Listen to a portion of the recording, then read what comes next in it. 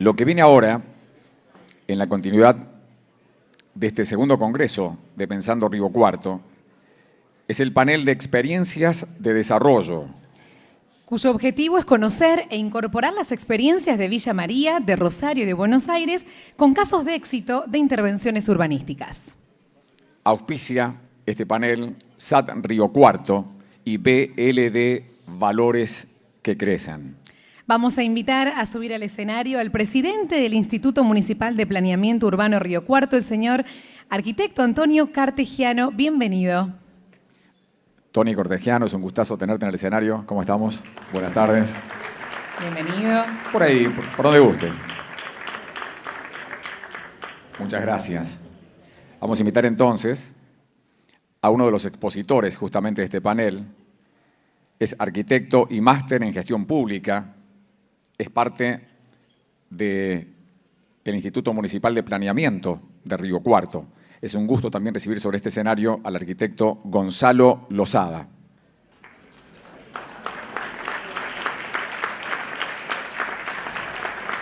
Gonzalo, buenas tardes. Buenas tardes. Seguimos también, van a formar parte de este panel el secretario de Planeamiento de la Municipalidad de Rosario, el señor Pablo Varese.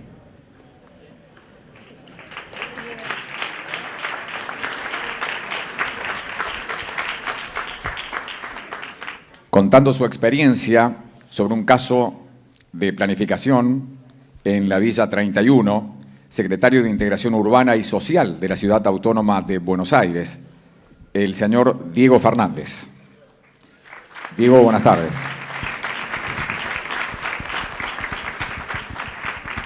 Y también invitamos al secretario de Planificación Técnica, Servicios y Mantenimiento de la Universidad Nacional de Villa María, el señor Carlos Azócar, arquitecto. Gracias a los panelistas, gracias al moderador. Tony, es tuya la palabra.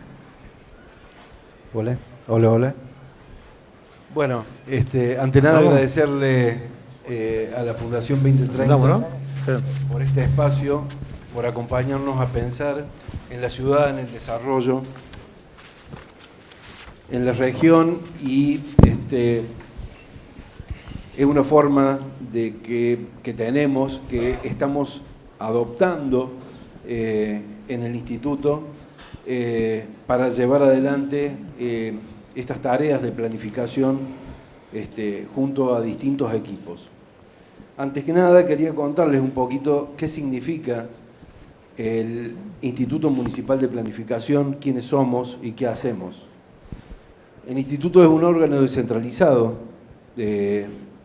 municipal que funcionalmente depende de nuestra subsecretaría, y en este grupo de trabajo, que está conformado por técnicos asesores que son las universidades, tanto nacional como la de Mendoza, como Siglo XXI,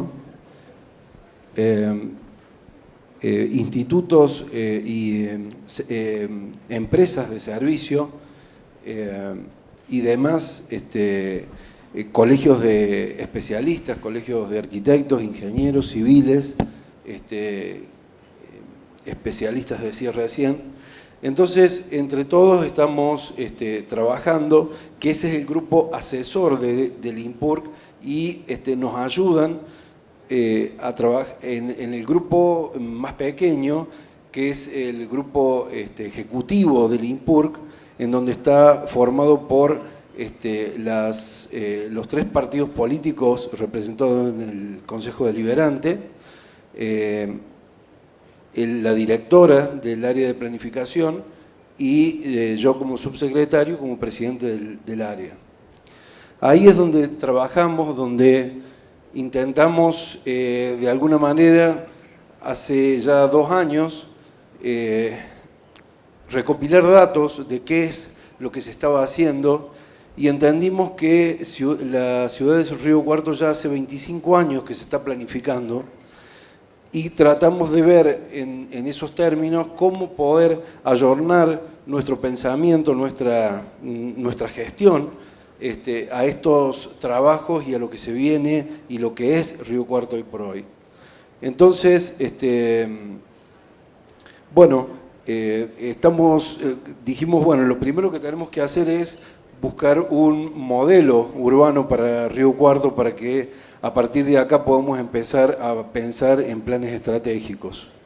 Y bueno, es un poco lo que decía David hace un ratito, en donde pensábamos que Río Cuarto como ciudad agroalimentaria, agroindustrial, como fueron los anteriores o las anteriores formas de darle un modelo urbano a la ciudad, todas interesantes en lo que decía en estos últimos 25 años de planificación, nos sirvió para decir, bueno, cuáles son las líneas estratégicas de la ciudad y a partir de ahí empezar a trabajar. Y veíamos que Río Cuarto tiene un primer anillo, ese anillo de 64 kilómetros cuadrados de ejido urbano, que luego fue ampliado a más de 260 kilómetros cuadrados, pero en este primer anillo vemos que tenemos un primer eje estructurante que es todo el área de circunvalación entre la A005, Ruta 8, en donde han quedado prácticamente, y a través de los años, ya han quedado como inmersos dentro de la trama urbana con el conflicto que significa desde el transporte regional y la circulación urbana. Este conflicto creemos que necesita definitivamente de un segundo anillo, por lo menos para atender el tránsito pesado que pasa o que atraviesa la ciudad desde la región. Pensando que Río Cuarto está en el centro del país, que lo atraviesan vías importantísimas, bioceánicas, que también lo atraviesan de norte a sur, y que también tenemos la posibilidad a través de estas vías de llegar a los puertos tanto de Argentina, de Buenos Aires como de Rosario. Por lo cual creemos que este segundo anillo tenemos que empezar a pensarlo desde la estrategia y el esquema de movimiento general, tanto para la ciudad como para la región. Pensamos que Río Cuarto, en el área metropolitana, con Olver y Las Higueras, terminarían de armar un esquema fundamental y que hoy por hoy el crecimiento lógico de esta mancha urbana hace que ya prácticamente entre Río Cuarto y Las Higueras ya la conurbanidad es una realidad, por lo cual ya estamos empezando a pensar y tomar decisiones en conjunto que tiene que ver con la normativa, que tiene que ver con los usos del suelo, etcétera, para llevar adelante estos trabajos en este caso de esquemas de movimiento que hacen y responden a una estrategia general mucho más grande. Después tenemos, hablando de conectividad, tenemos otros ejes estructurantes que son muy importantes dentro de la ciudad, los creemos que tienen que ser estudiados, lo estamos estudiando y buscándole las distintas alternativas para que la ciudad sea amigable, sea sustentable y se pueda o nos podamos mover a través de la multimodalidad de transportes para que esta alternativa sea algo sustentable y que el espacio público y la gente en general pueda disfrutar de él a través de las distintas alternativas de transporte. El ferrocarril es otra línea muy importante, que es la próxima que teníamos pensado estudiar junto a la conurbanidad, y son elementos también muy estructurantes de este tejido urbano, y no podemos dejar de pensar que el río es el otro elemento que, si bien es una barrera física, si la podemos atravesar, si la podemos recorrer y podemos materializar este eje este-oeste, tranquilamente podemos estar pensando en una estrategia, en un esquema de ciudad moderna y que vaya con los nuevos tiempos. Bueno, en términos generales es un poquito la introducción que yo quería hacer para que ustedes sepan qué estamos haciendo, quiénes somos.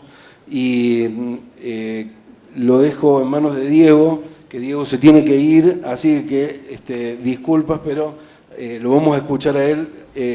Diego está trabajando en la Villa 31, así que bueno, ya va a explicar él. Muchas gracias. Bueno, primero que nada quería comenzar agradeciendo y felicitando y también poniendo mi cuota de asombro.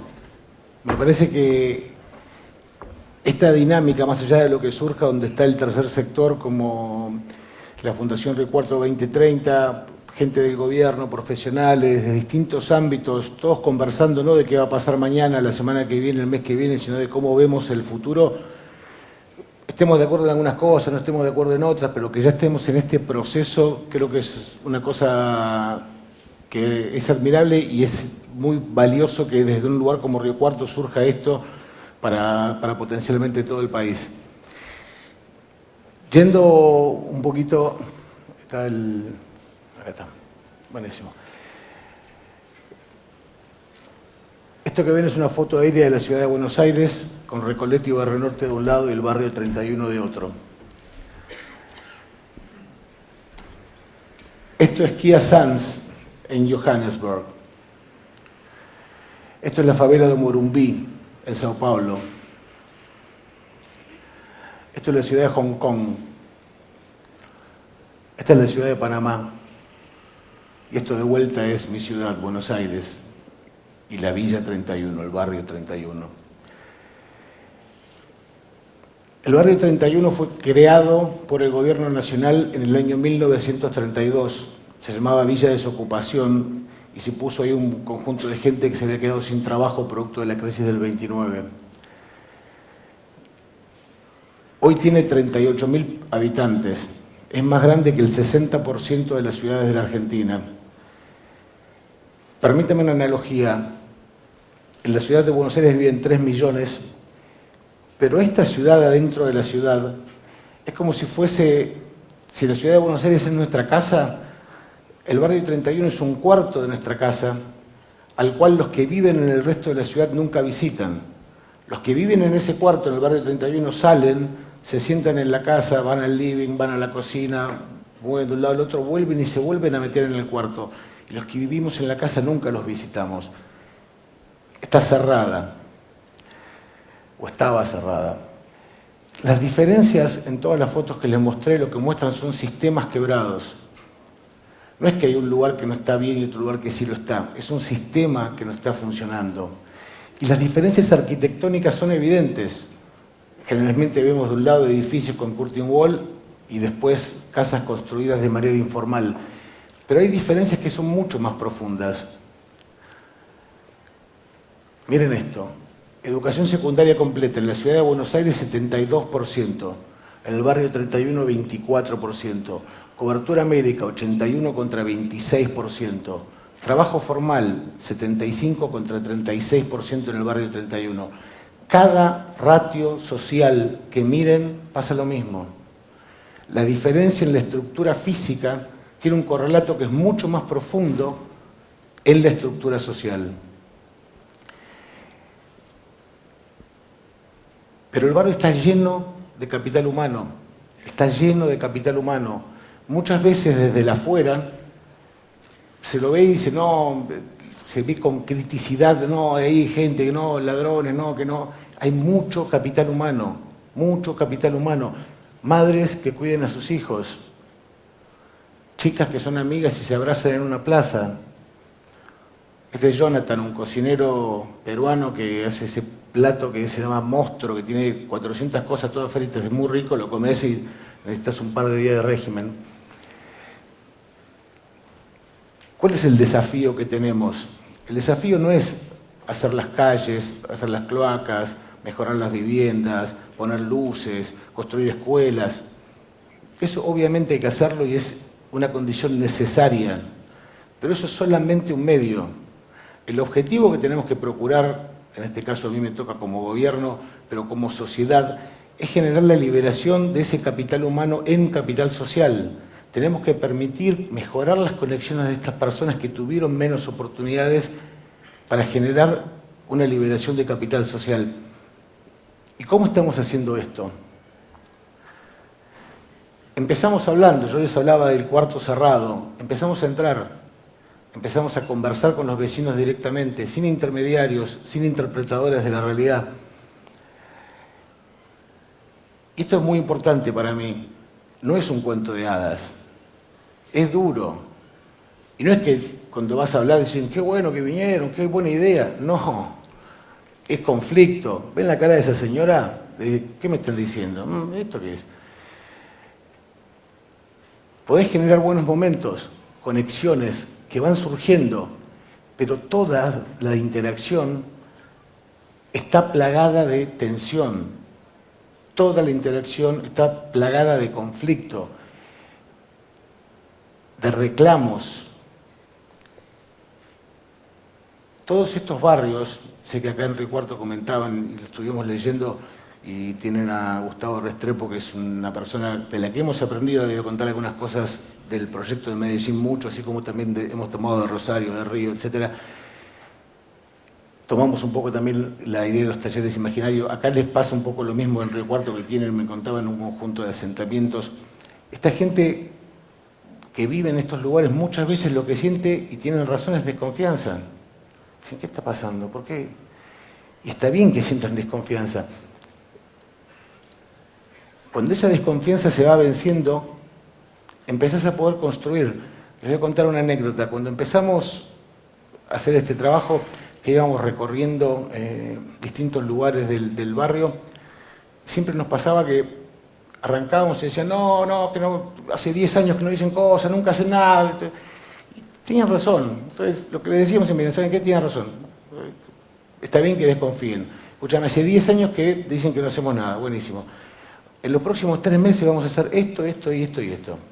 Pueden pasar dos cosas, que lo hagamos o que no lo hagamos. Si no lo hagamos, hace 10 años y 3 meses que no pasa nada, no va a cambiar mucho. Ahora, si lo hacemos, por ahí puedes confiar un poquitito más. Y desde esa cosa simple empezó a pasar que se fue empezando a construir confianza. Y acá es ya empezar a pensar cómo pueden quedar las casas, cómo puede quedar el barrio, empezar a generar normas. Todos estos asentamientos informales, que son un fenómeno mucho más interesante desde lo social que desde lo físico, generaron normas propias. Y la adaptación muchas veces que es decir, mira, nos tenemos que poner todos de acuerdo. Este es el lugar para que doblen las ambulancias. Acá no podemos estacionar, no podemos poner puestos. Es empezar a construir una cohesión social en torno a una normativa que hasta ese momento no existió formalmente desde los gobiernos. Y cuando le metes mucha energía a eso, por ahí generas estos momentos donde realmente hubo unión.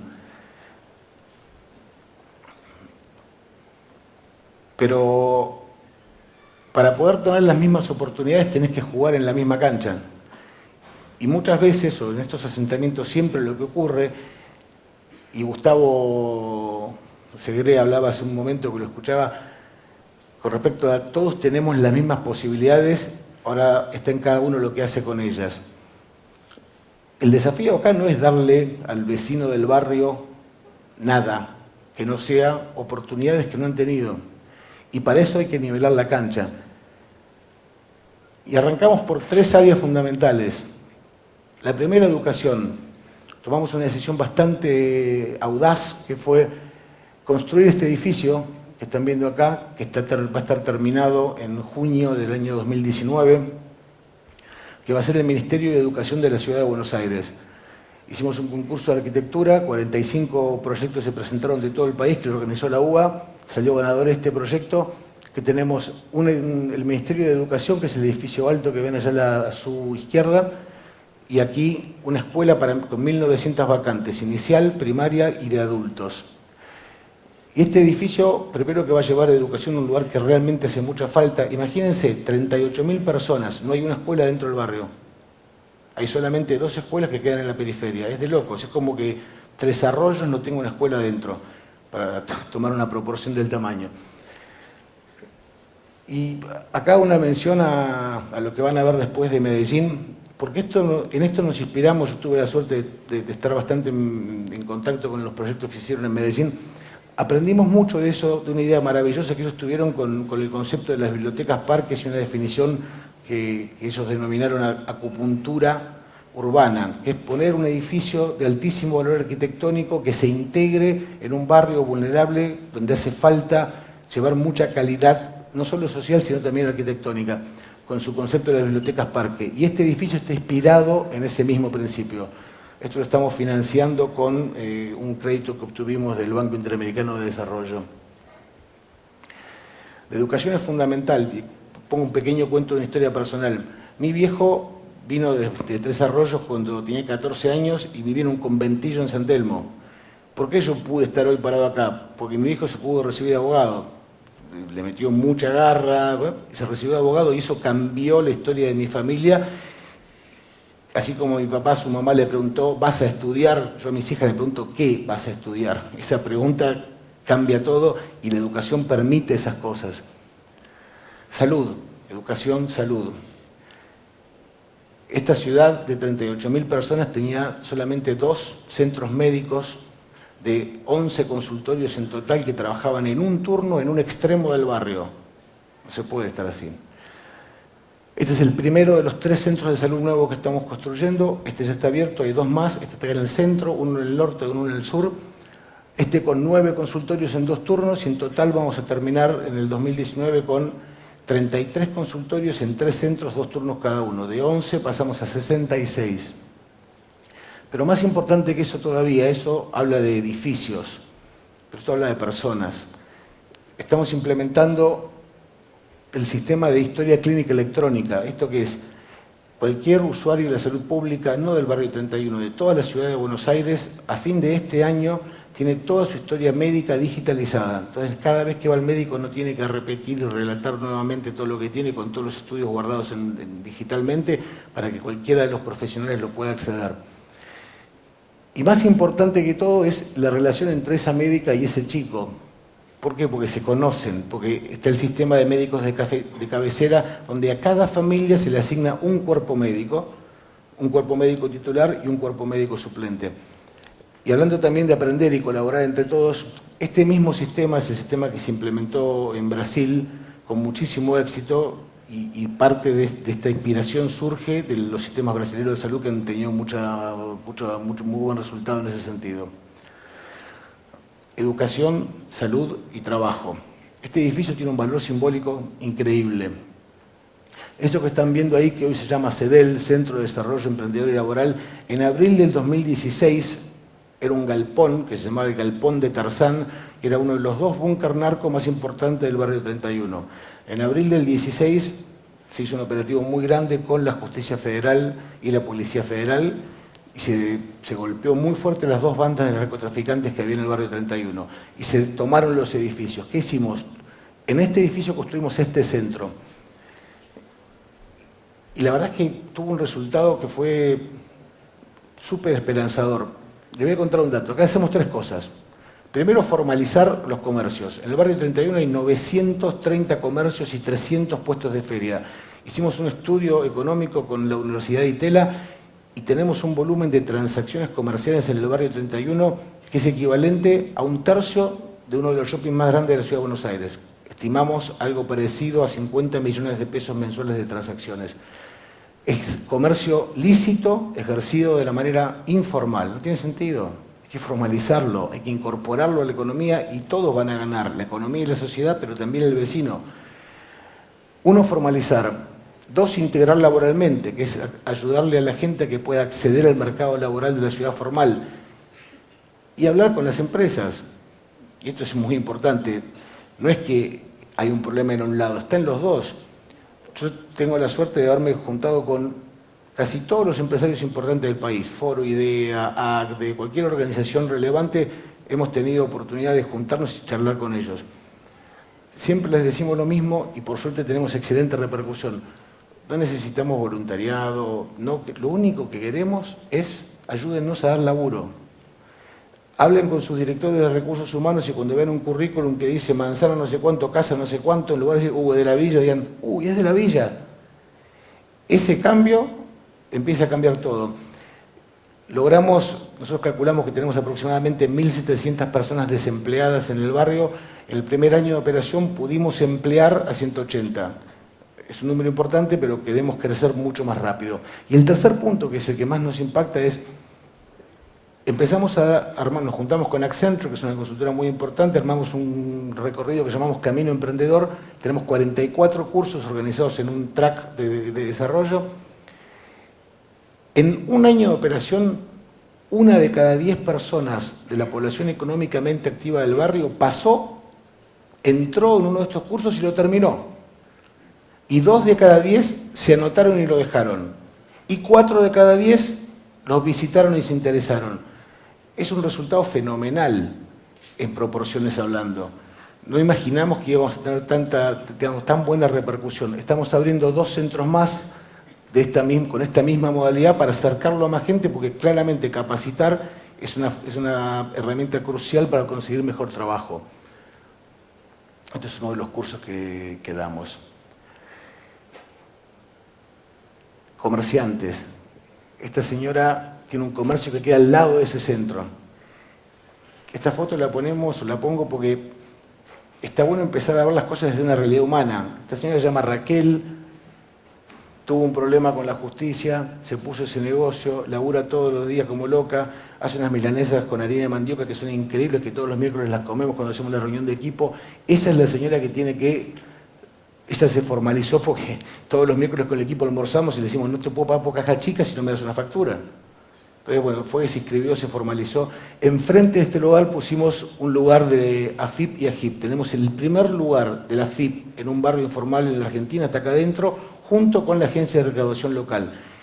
Y ya 500 personas pasaron a sacar sus monotributos. Esta chica se llama Antonella, es licenciada en Relaciones Humanas, vive en la 31, egresó y se recibió universitariamente de la 31 y está trabajando en el HSBC.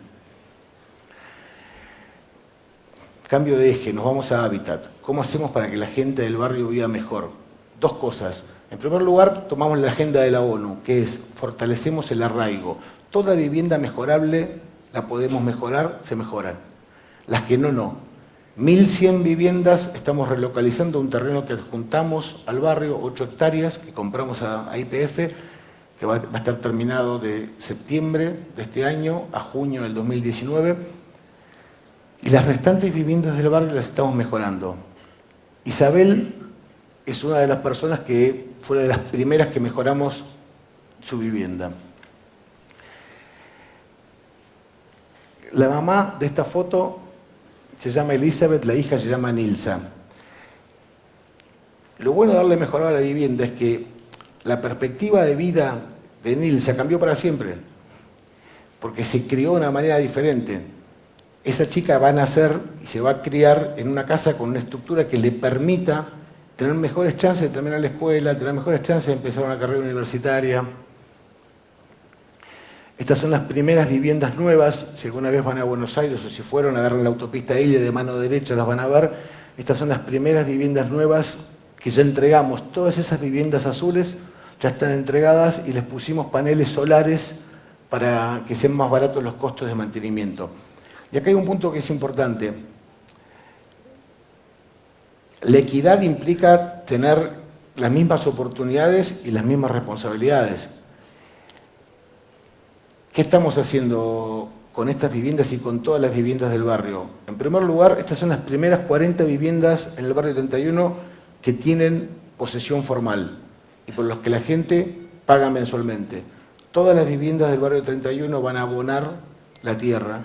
Todas las viviendas del barrio 31 se van a conectar a los servicios públicos y lo van a abonar con o sin tarifa social de acuerdo a la condición económica de sus habitantes. Porque la igualdad de oportunidades también demanda una igualdad de responsabilidades. Esto es en el norte del barrio, esos edificios que ven allá quedan en la calle Salguero, en Buenos Aires. Esta es la primera calle que intervenimos. En esa reja que ven ahí, vive una de las personas más maravillosas que me tocó conocer en mi vida, que se llama Katy y hace viandas. Tiene 4 hijos.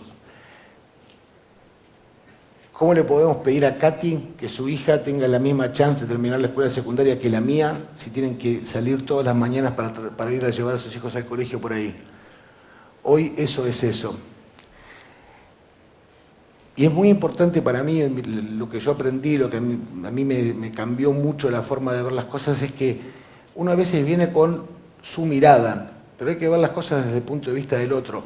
Uno se imagina, no, ahora tiene cloacas, ahora tenés el agua que sale mejor, la lluvia que se va. ¿Y sabe qué es lo que más le impacta a la gente?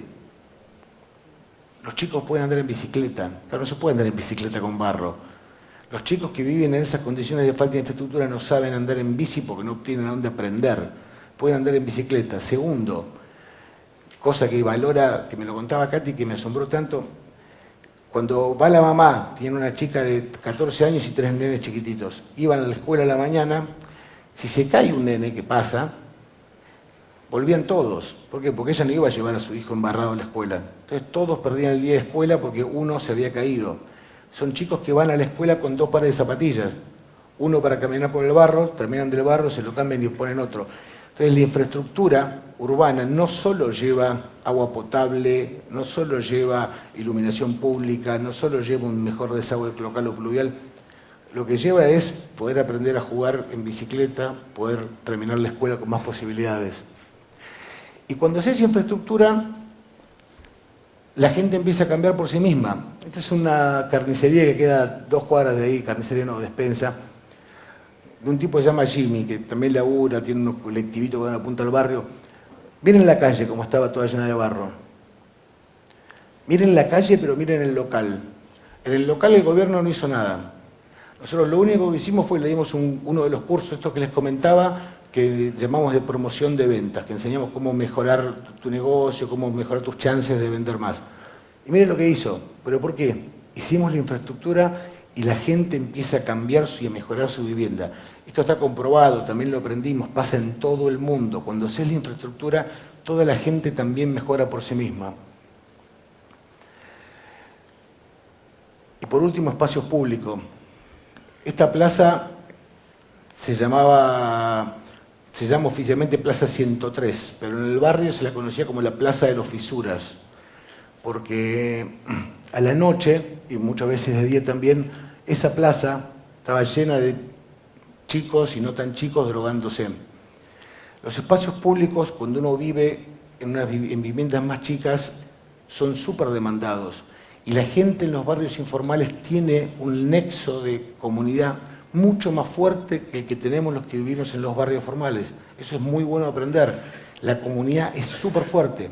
Conviven en el espacio público todo el tiempo. La gente vive afuera de sus casas e interactúa de forma permanente. Esta plaza es hoy esto. Estamos lamentablemente viendo una camiseta del flamante bicampeón. No pude hacer nada, no llega el tiempo a cambiarla.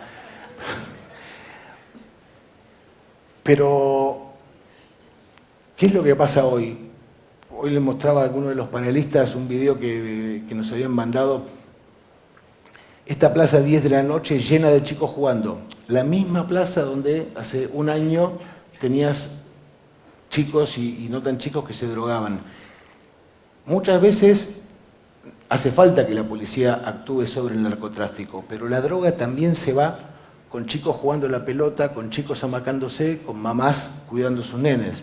Cuando la gente se apropia del espacio público porque uno desde el gobierno genera las condiciones para que eso ocurra.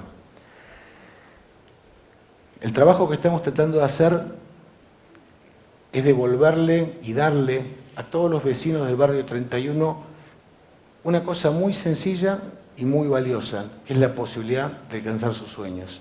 Muchas gracias.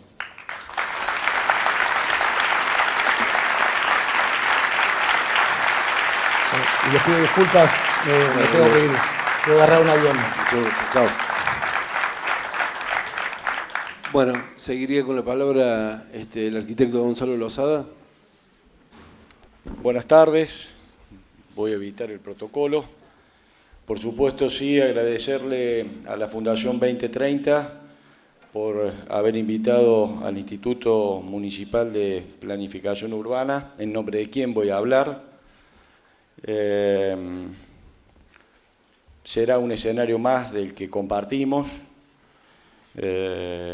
No puedo dejar de hacer referencia a que el proyecto que después va a ser presentado, el proyecto Río, hace 9 meses atrás, tomamos la decisión de compartir ese trabajo, de convertirnos en socios estratégicos con la Fundación, por supuesto con polémicas, con diferencias, con debates, pero finalmente con un resultado que estoy seguro va a ser la base para el desarrollo de ese proyecto, y lo que me parece más importante, una experiencia concreta y efectiva de asociación entre el sector público y el sector privado, de la que mucho se habla y poco se ejerce. A modo de prólogo, yo pido disculpas anticipadas porque me voy a apartar, creo que de las intenciones del programa. No voy a hablar de una experiencia de desarrollo exitoso como la que hemos escuchado recién y seguramente escucharemos a continuación, sino que no por obra de la casualidad ni por ingenuidad, sino aprovechando justamente este escenario y con la expectativa de que existieran funcionarios no solo municipales, sino también nacionales y provinciales, como estamos acostumbrados cada vez que tenemos oportunidad de encontrarnos en estas jornadas que organiza la 2030. Quiero hacer referencia específica, mejor dicho, el INPUR quiere hacer referencia específica a lo que interpretamos uno de los problemas o una de las interferencias más notorias o más significativas a la hora de planificar, pero también fundamentalmente a la hora de gestionar lo que pensamos como comunidad. Y ese tema puede tener, bueno, este título, el desafío de la gestión múltiple, pero dicho de una forma más doméstica, se refiere a, digamos, la multijurisdiccionalidad o la simultaneidad de jurisdicciones que existen en el territorio urbano, dicho aún de forma más doméstica, la superposición territorial en el espacio urbano de otros niveles de gobierno, como el gobierno nacional, el gobierno provincial, y también la colindancia con otros gobiernos municipales, en nuestro caso particularmente el de Las Higueras y el de Olver. Eso es una cosa que está ahí, desde siempre es constitucional, hay jurisdicciones diferentes en un mismo ámbito. Creo que no le prestamos toda la debida atención que debería tener y en eso me quiero focalizar y sobre eso quiero puntualizar. Lo decía el arquitecto Cortegiano hace un minuto, que Río Cuarto planifica, hace más, porque si no la arquitecta Fortuna me va a retar, hace más que 25 años, pero yo digo hace 25 años que planifica de manera participativa y de manera estratégica. Sí, parece mentira, pero hace 25 años que planificamos. Algunos ejemplos, no con el afán de hacer una evaluación y de demostrar sus alcances, pero algunas de las experiencias concretas que se han hecho en esos 25 años. En el 1999, se presentó el PER, que había consumido 4 años de trabajo y una gran participación de muchísimas instituciones. Casi contemporáneo fue ADESUR, que fue una experiencia donde estaba encabezado un poco por la universidad, donde además del municipio de Río Cuarto participaban otros municipios de la región. Del 2005 al 2009 el PER 2020. Puse aquí la Secretaría de Planificación que fue creada o fue incluida dentro de la estructura funcional de la municipalidad y a mí me pareció que era todo una señal. Por primera vez la Municipalidad de Río Cuarto, que en general tenía que encargarse del mantenimiento de las calles de tierra, además tenía y estaba obligada a planificar. En el 2011, con la creación o con la actualización del Código de Planeamiento Urbano, la aparición del INPUR, hago un paréntesis. El INPUR es un espacio plural donde están representadas todas las fuerzas políticas y que tiene como objetivo, no es un invento de Río Cuarto, se ha dado en múltiples lugares, creo que en Curitiba fue donde inicialmente apareció, pero la idea es que sea un espacio, un recipiente donde podamos pensar más allá de las ideologías, escuché decir a Segre hace un rato, que podamos pensar más allá de los roles soy oficialismo, soy ejecución, más allá de los partidos, más allá de las urgencias, y podamos pensar en políticas públicas de largo plazo. Estamos intentándolo, no tenemos una cultura en este sentido, pero estamos intentándolo.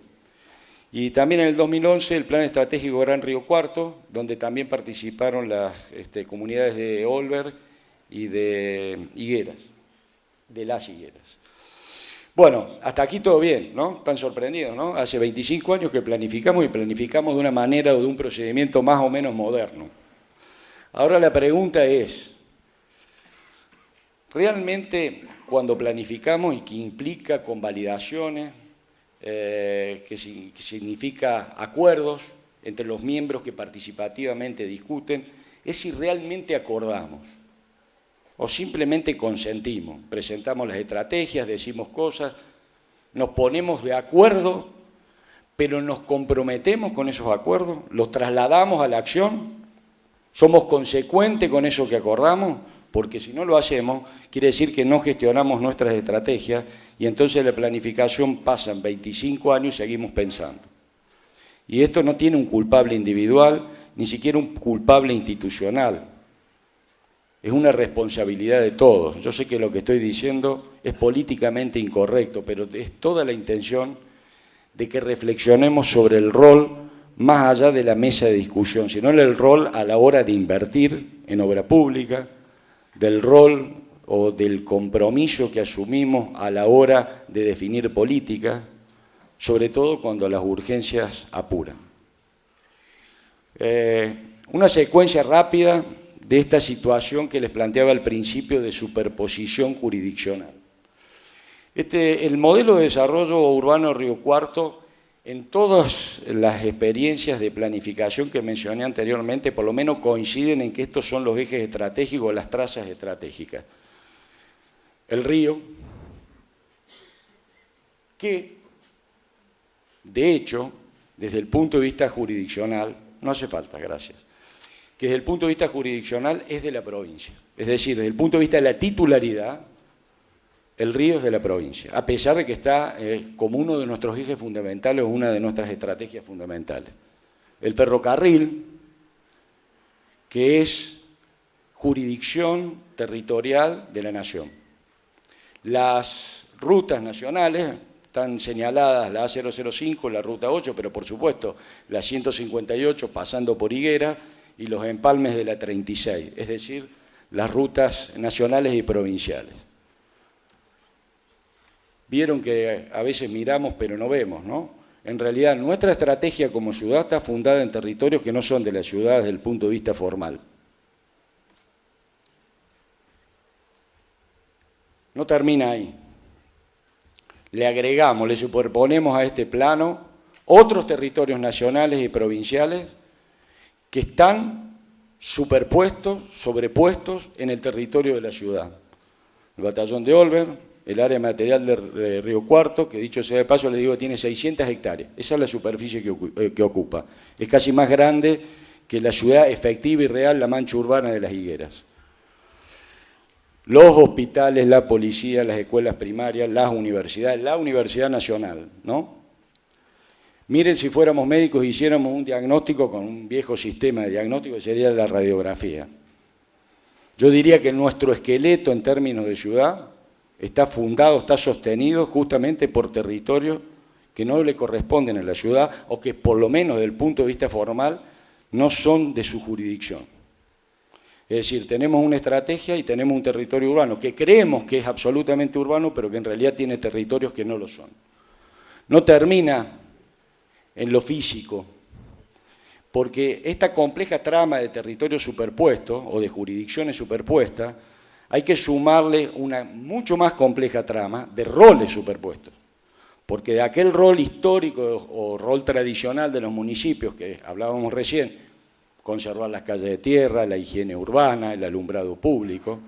En realidad, a partir de la década del 90, a veces por vía formal de descentralización en el marco de la reforma del Estado, pero en general por la fuerza que ejercen los ciudadanos demandando soluciones a sus problemas y con proximidad en los municipios, muchas veces han absorbido muchas funciones que no eran de su competencia o que no correspondían. Casi siempre, agrego, y esto trasciende cualquier partido político, casi siempre los municipios con igual cantidad de recursos tienen más responsabilidades, más roles y más compromisos que cumplir.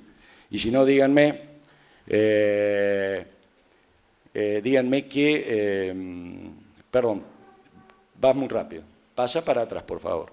Díganme si ustedes hubieran imaginado que hace 25 años atrás el municipio tenía que pensar en los problemas de empleo, en los problemas de vivienda, en los problemas de salud, con una discusión cuáles son los niveles de complejidad. Así que a esa trama, a esta trama física de la que hablamos al principio, hay que superponerle otra trama de roles y de competencias que en realidad son roles difusos. A veces los cumplen los otros niveles del Estado, pero casi siempre también los cumple el municipio. Ahora sí, pasa, por favor. Pasa. De ahí párate. Además de territorios superpuestos y roles difusos también superpuestos, cada uno de estos actores diferentes, que corresponden a niveles de Estado diferentes, con autoridades que están fragmentadas, lo voy a decir, con mesas de debate comunes, pero con toma de decisiones separadas, con tiempos absolutamente distintos, estos actores intervienen, actúan, invierten. Este plano lo que muestra son las últimas obras en marcha en la ciudad de Río Cuarto. El puente, que está al lado del viejo puente carretero, lo que se está haciendo sobre la ribera norte, en la costanera, la reserva natural recientemente creada por la legislatura provincial, la autovía Río Cuarto-Olver que está poniendo en funcionamiento, lo que se está haciendo en la colectora de la A005, son todas obras nacionales o provinciales sobre el territorio. Es decir, que no es solamente una superposición jurídica y de competencias y de roles, sino que es una superposición viva, porque se actúa sobre el territorio urbano. Como le decía recién, en general, en direcciones a veces diferentes o por lo menos poco coordinadas, ¿no? Pasa. Por ejemplo, el río, ¿no? ¿Qué es el río? Para nosotros, en la planificación de la cabeza de los que en estos últimos 25 años hemos planificado. Sí, un eje estratégico, pero el problema ya no solo es cómo hago la sutura norte-sur, que ha sido completada con esa costura que han construido los puentes, sino también cómo el río se convierte en un eje este-oeste. Entonces, ¿hay que hacer un puente o hay que hacer una vía? No lo sé. Pero no existe una conversación entre el Estado provincial, el Estado municipal y sobre todo de los actores, de los ciudadanos, sobre cuál es el rol que tiene que ser el río. Sin embargo, la inversión pública va en marcha. Para que no se entienda que esto es político, lo mismo pasa con y voy a mencionar la A005. La A005 hoy, en términos reales y funcionales, tiene y es una zona de tráfico bioceánico.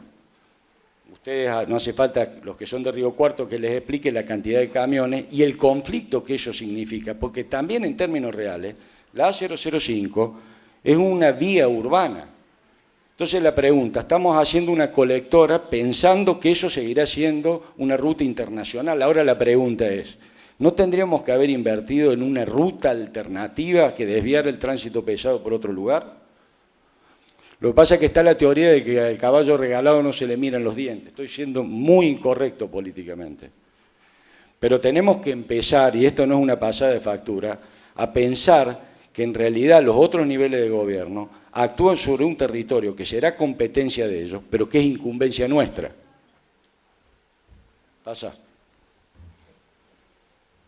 Dale nomás. Un ejemplo de esto. Un zoom para ejemplificar en términos reales, en carne y hueso, esta situación. Este sector es un asentamiento precario que se llama Oncativo. Y ese asentamiento precario que se llama Oncativo está en la vera del río, en la ribera del río, de acuerdo a la línea esa azul, que es una línea teórica, porque todavía no estamos con nada, esa línea teórica es la línea de ribera. Esa línea es como el catastro que separa la provincia, titular del río, jurisdicción del río, y la municipalidad, jurisdicción del otro lado. Pero curiosamente hay otra línea roja, que es la línea de riesgo hídrico, ¿no? O sea que un cativo se va a inundar. Si yo interpreto bien, tiene riesgo de inundarse. Pero no le compete a la provincia, a pesar de que a la provincia sí le compete el manejo de la cuenca. Entonces la pregunta es, y no solo es, este problema ambiental o este problema socioeconómico que recién ha sido descrito perfectamente, o este problema habitacional, esta complejidad de problemas que están ahí, ¿de quién es? ¿De quién es competencia? ¿De la provincia, de la municipalidad? Esta superposición, ¿cómo se resuelve? La siguiente. Otro ejemplo, también para equilibrar, ¿no? Para que la nación y la provincia tengan por igual. Esta es la traza del ferrocarril desde la intersección con Avenida Sabatini para lo que son Río Cuarto hasta Perón. En todos estos lugares hay problemas ambientales. En toda esa traza, el ferrocarril lo que hace es construye una barrera física que separa a los riocuartenses, de un lado y del otro lado, y los separa en serio. Ahí sí que no hay puentes, hay una pasarela, solo una pasarela. Y esto es lo que ocurre ahí adentro, en ese vacío urbano que hace de barrera. Los problemas ambientales, los problemas de inseguridad, todos los problemas a pesar de los esfuerzos que alguna vez ha hecho la municipalidad y que no le alcanza con sus recursos. ¿De quién son estos problemas? Porque en este caso territorialmente corresponden a la nación, desde el punto de vista de la jurisprudencia, desde el punto de vista de la Constitución. Pero lo cierto es que acontecen en la ciudad de Río Cuarto. Bueno, todo esto, ahora políticamente correcto, voy a decir que me parece que está mal hecha la pregunta de manera sistemática, porque la respuesta es ¿a qué le corresponde? Es ¿a quién le compete? Como si fuera un texto escrito, ¿no?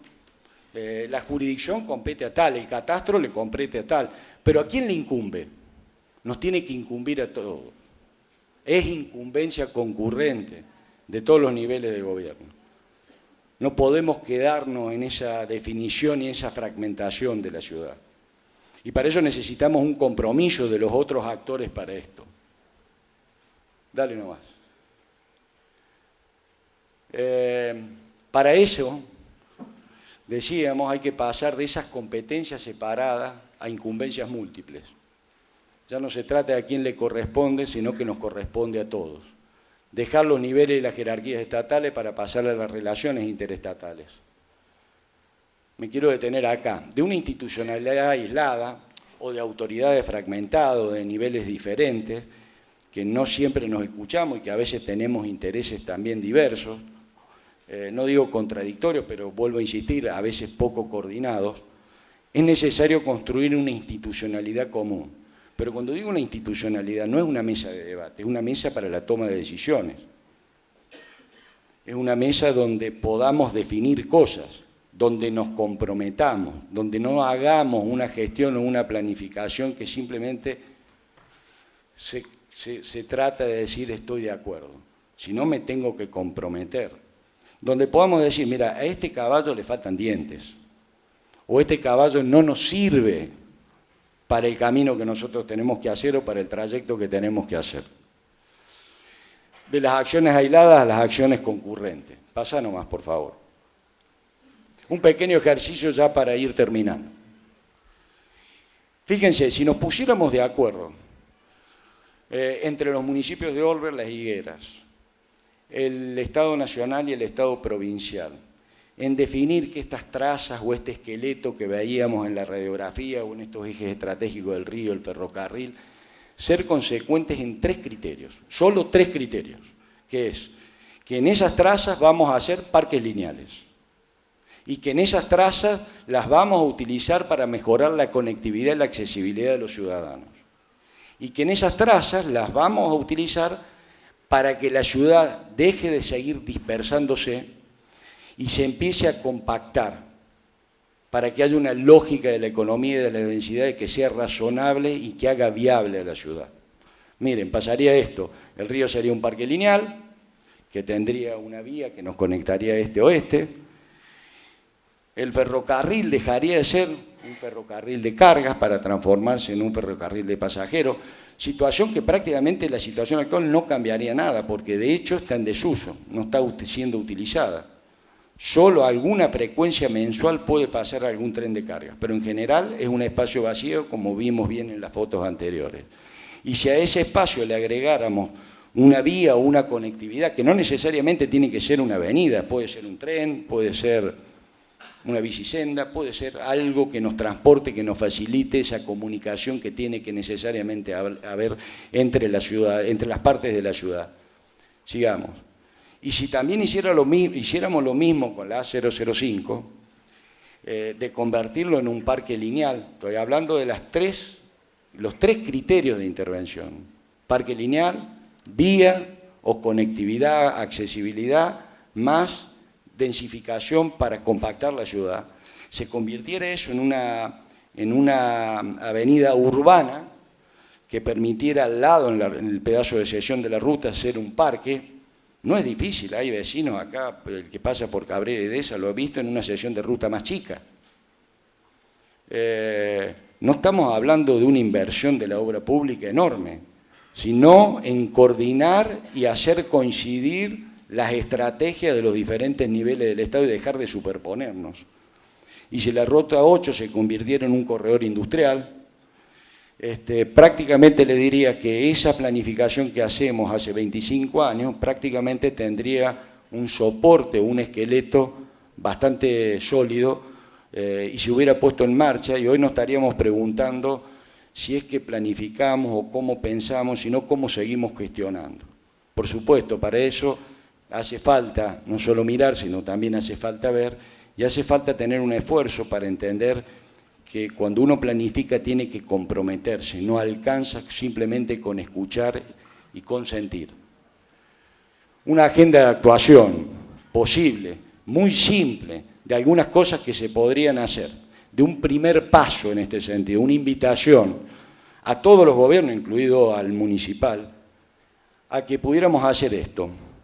Crear una mesa de concertación con todos los niveles del Estado para tener una visión de cuál es el rol de la ciudad de Río Cuarto. Es un polo de equilibrio metropolitano, es una alternativa para que los problemas de inseguridad, de deseconomía de infraestructura, de obsolescencia de las infraestructuras de las metrópolis, pueda receptar a partir de la calidad de vida demográficamente los sectores que siguen haciendo cada vez implotar las ciudades como la de Córdoba, Rosario y Buenos Aires.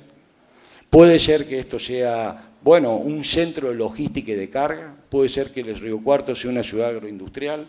Bueno, encontrar una visión común, porque acá hay otra vuelta, que es cuál es el rol del Río Cuarto en la política territorial de la nación. Luego, crear una base de datos y de proyectos conjunta con carga actualizada de esa información.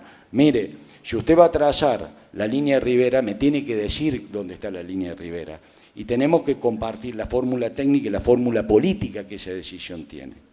Porque si no, si usted la traza solo, pasa por un lugar y me deja el problema a mí.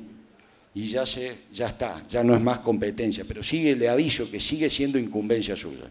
Y si el tren de carga usted lo concesionó y ya no lo usan como tren de carga, y es un vacío que genera un riesgo ambiental y genera inseguridad, bueno, usted avíseme qué va a hacer si la tiene que volver a concesionar. Porque la verdad que usted me genera una afectación en términos reales como ciudad. Es conocernos más, es saber qué estás haciendo, no estamos pidiendo nada raro, por eso digo que es una agenda súper simple. Construir una nueva institucionalidad colectiva. Bueno, esto que le decía, una institucionalidad es un órgano que reúne a todos los niveles del Estado que participan en el territorio, pero no para conversar. Además de conversar, para tomar decisiones, para direccionar la política pública y para direccionar la inversión pública. Y por último, justamente esto. Armemos un listado de proyectos ancla o de proyectos de interés, prioricemos y digamos dónde queremos que los recursos que se ponen en Río Cuarto estén dirigidos. Simplemente hacer un esfuerzo por saber que en la ciudad existen otros actores, que esos actores por ahora están separados, que tenemos que reunirnos, que no importa qué pasó, pero lo cierto es que no se puede gestionar sin una lógica colectiva y sin una idea de una acción concurrente, porque los ciudadanos y los problemas que hemos visto en esa foto no entienden de competencia ni de jurisdicciones, entienden de incumbencia y de responsabilidad. Gracias. Gracias, Gonzalo. Pablo, ponle la palabra. Pablo, por favor. Bueno, muchas gracias. Primero agradecer la invitación y aclarar por las dudas, yo no soy Pablo Ábalos, me llamo Pablo también, pero bueno, Pablo, que es el secretario de Planeamiento, tuvo un compromiso que no pudo permitirle estar acá, me pidió que esté en su lugar. Yo estuve a cargo de la Secretaría de Planeamiento entre el 2011 y el 2015 y fui director del Plan Urbano entre el 2004 y el 2011. Y en la actualidad estoy a cargo de la coordinación de los proyectos metropolitanos. Lo que quería mostrarles era básicamente no sé si está la presentación, pero era una referencia sobre la transformación que tuvimos en la ciudad, en la costa del río Paraná. Es probablemente el proyecto más emblemático de la transformación urbana de la ciudad. Buenísimo. La ciudad esta es una síntesis, es una ciudad de una cultura urbanística, de una tradición urbanística bastante fuerte, digamos. Lo que se ve acá es una síntesis de las políticas de actuación urbanística a lo largo del siglo XX, plan regulador del año 68, las primeras directrices del plan director de principios de 2000, la prefectura del Gran Rosario. La ciudad es una de las primeras, no quiero decir la primera por temor a equivocarme, de plantear un sistema de organización metropolitana en la década del 60. Esto se interrumpe con la interrupción democrática en el año 76. A partir del 83, con el regreso de la democracia, se reinstala la actuación de la Secretaría de Planeamiento en el municipio, primero como una subsecretaría, después como una secretaría, y con alto grado de continuidad desde ese momento hasta acá, desde el 85 hasta acá, prácticamente durante 33 años. Lo que vemos abajo son los 6 proyectos estratégicos que planteó el plan 2007-2017, que hemos superado, podríamos decir, lo superamos en fecha porque ya estamos trabajando en el plan del 2030. Lo que yo me voy a detener un poco es en de la recuperación del frente costero. Los otros eran de otra naturaleza, la política de descentralización municipal, el reordenamiento de los ejes ferroviarios abandonados del uso ferroviario en el sentido este-oeste y norte-sur, la política ambiental sobre los cursos de agua de los arroyos interiores, la política de suelo en cuanto a extensión de la planta urbana, pero yo me voy a detener básicamente en referido a la política sobre la costa. Ahora vamos a ver unas imágenes. Básicamente lo que queríamos era reordenar los usos que se planteaban sobre la costa. Ahora vamos a ver varias imágenes. La presentación tiene muchas imágenes, porque yo soy arquitecto y los arquitectos nos entendemos mucho con imágenes.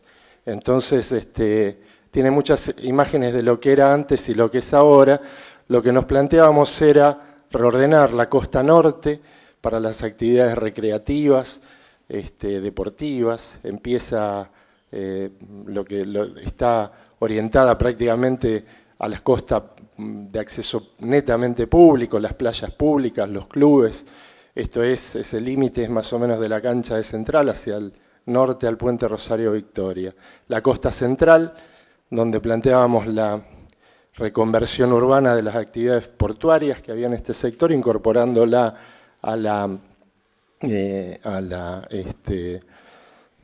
podríamos decir, a las actividades recreativas de la ciudad, nuevos parques, y en el sur concentrar la actividad portuaria, no menor, porque cuando, digamos, desactivar toda la actividad portuaria que se daba en el centro y trasladarla al sur.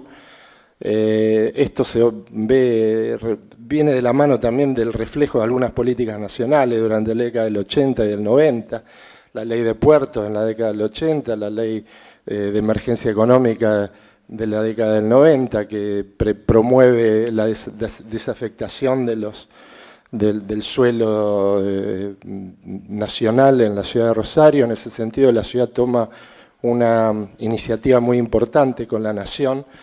La ley que yo decía, la ley de emergencia económica, es la ley de Cavallo, la ley que promueve vender todos los inmuebles públicos en el año 92. Nosotros, esta es una imagen, yo la puse porque para tener una noción de nuestra ciudad, 18 kilómetros de costa, o sea que cuando hablamos de reordenar la costa, estamos hablando de reordenar los 18 kilómetros de costa. Acá aparecen estos límites que veíamos recién. Lo que nos importaba era básicamente promover en este proyecto de la costa una importante transformación sobre los espacios públicos.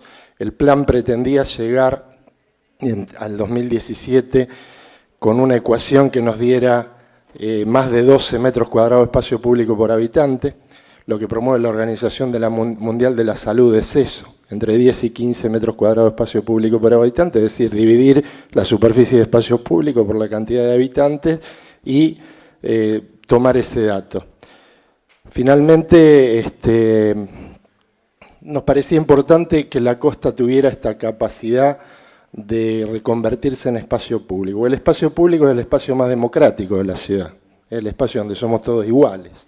No hay diferencia en el espacio público. Ahora vamos a ver algunas imágenes sobre eso.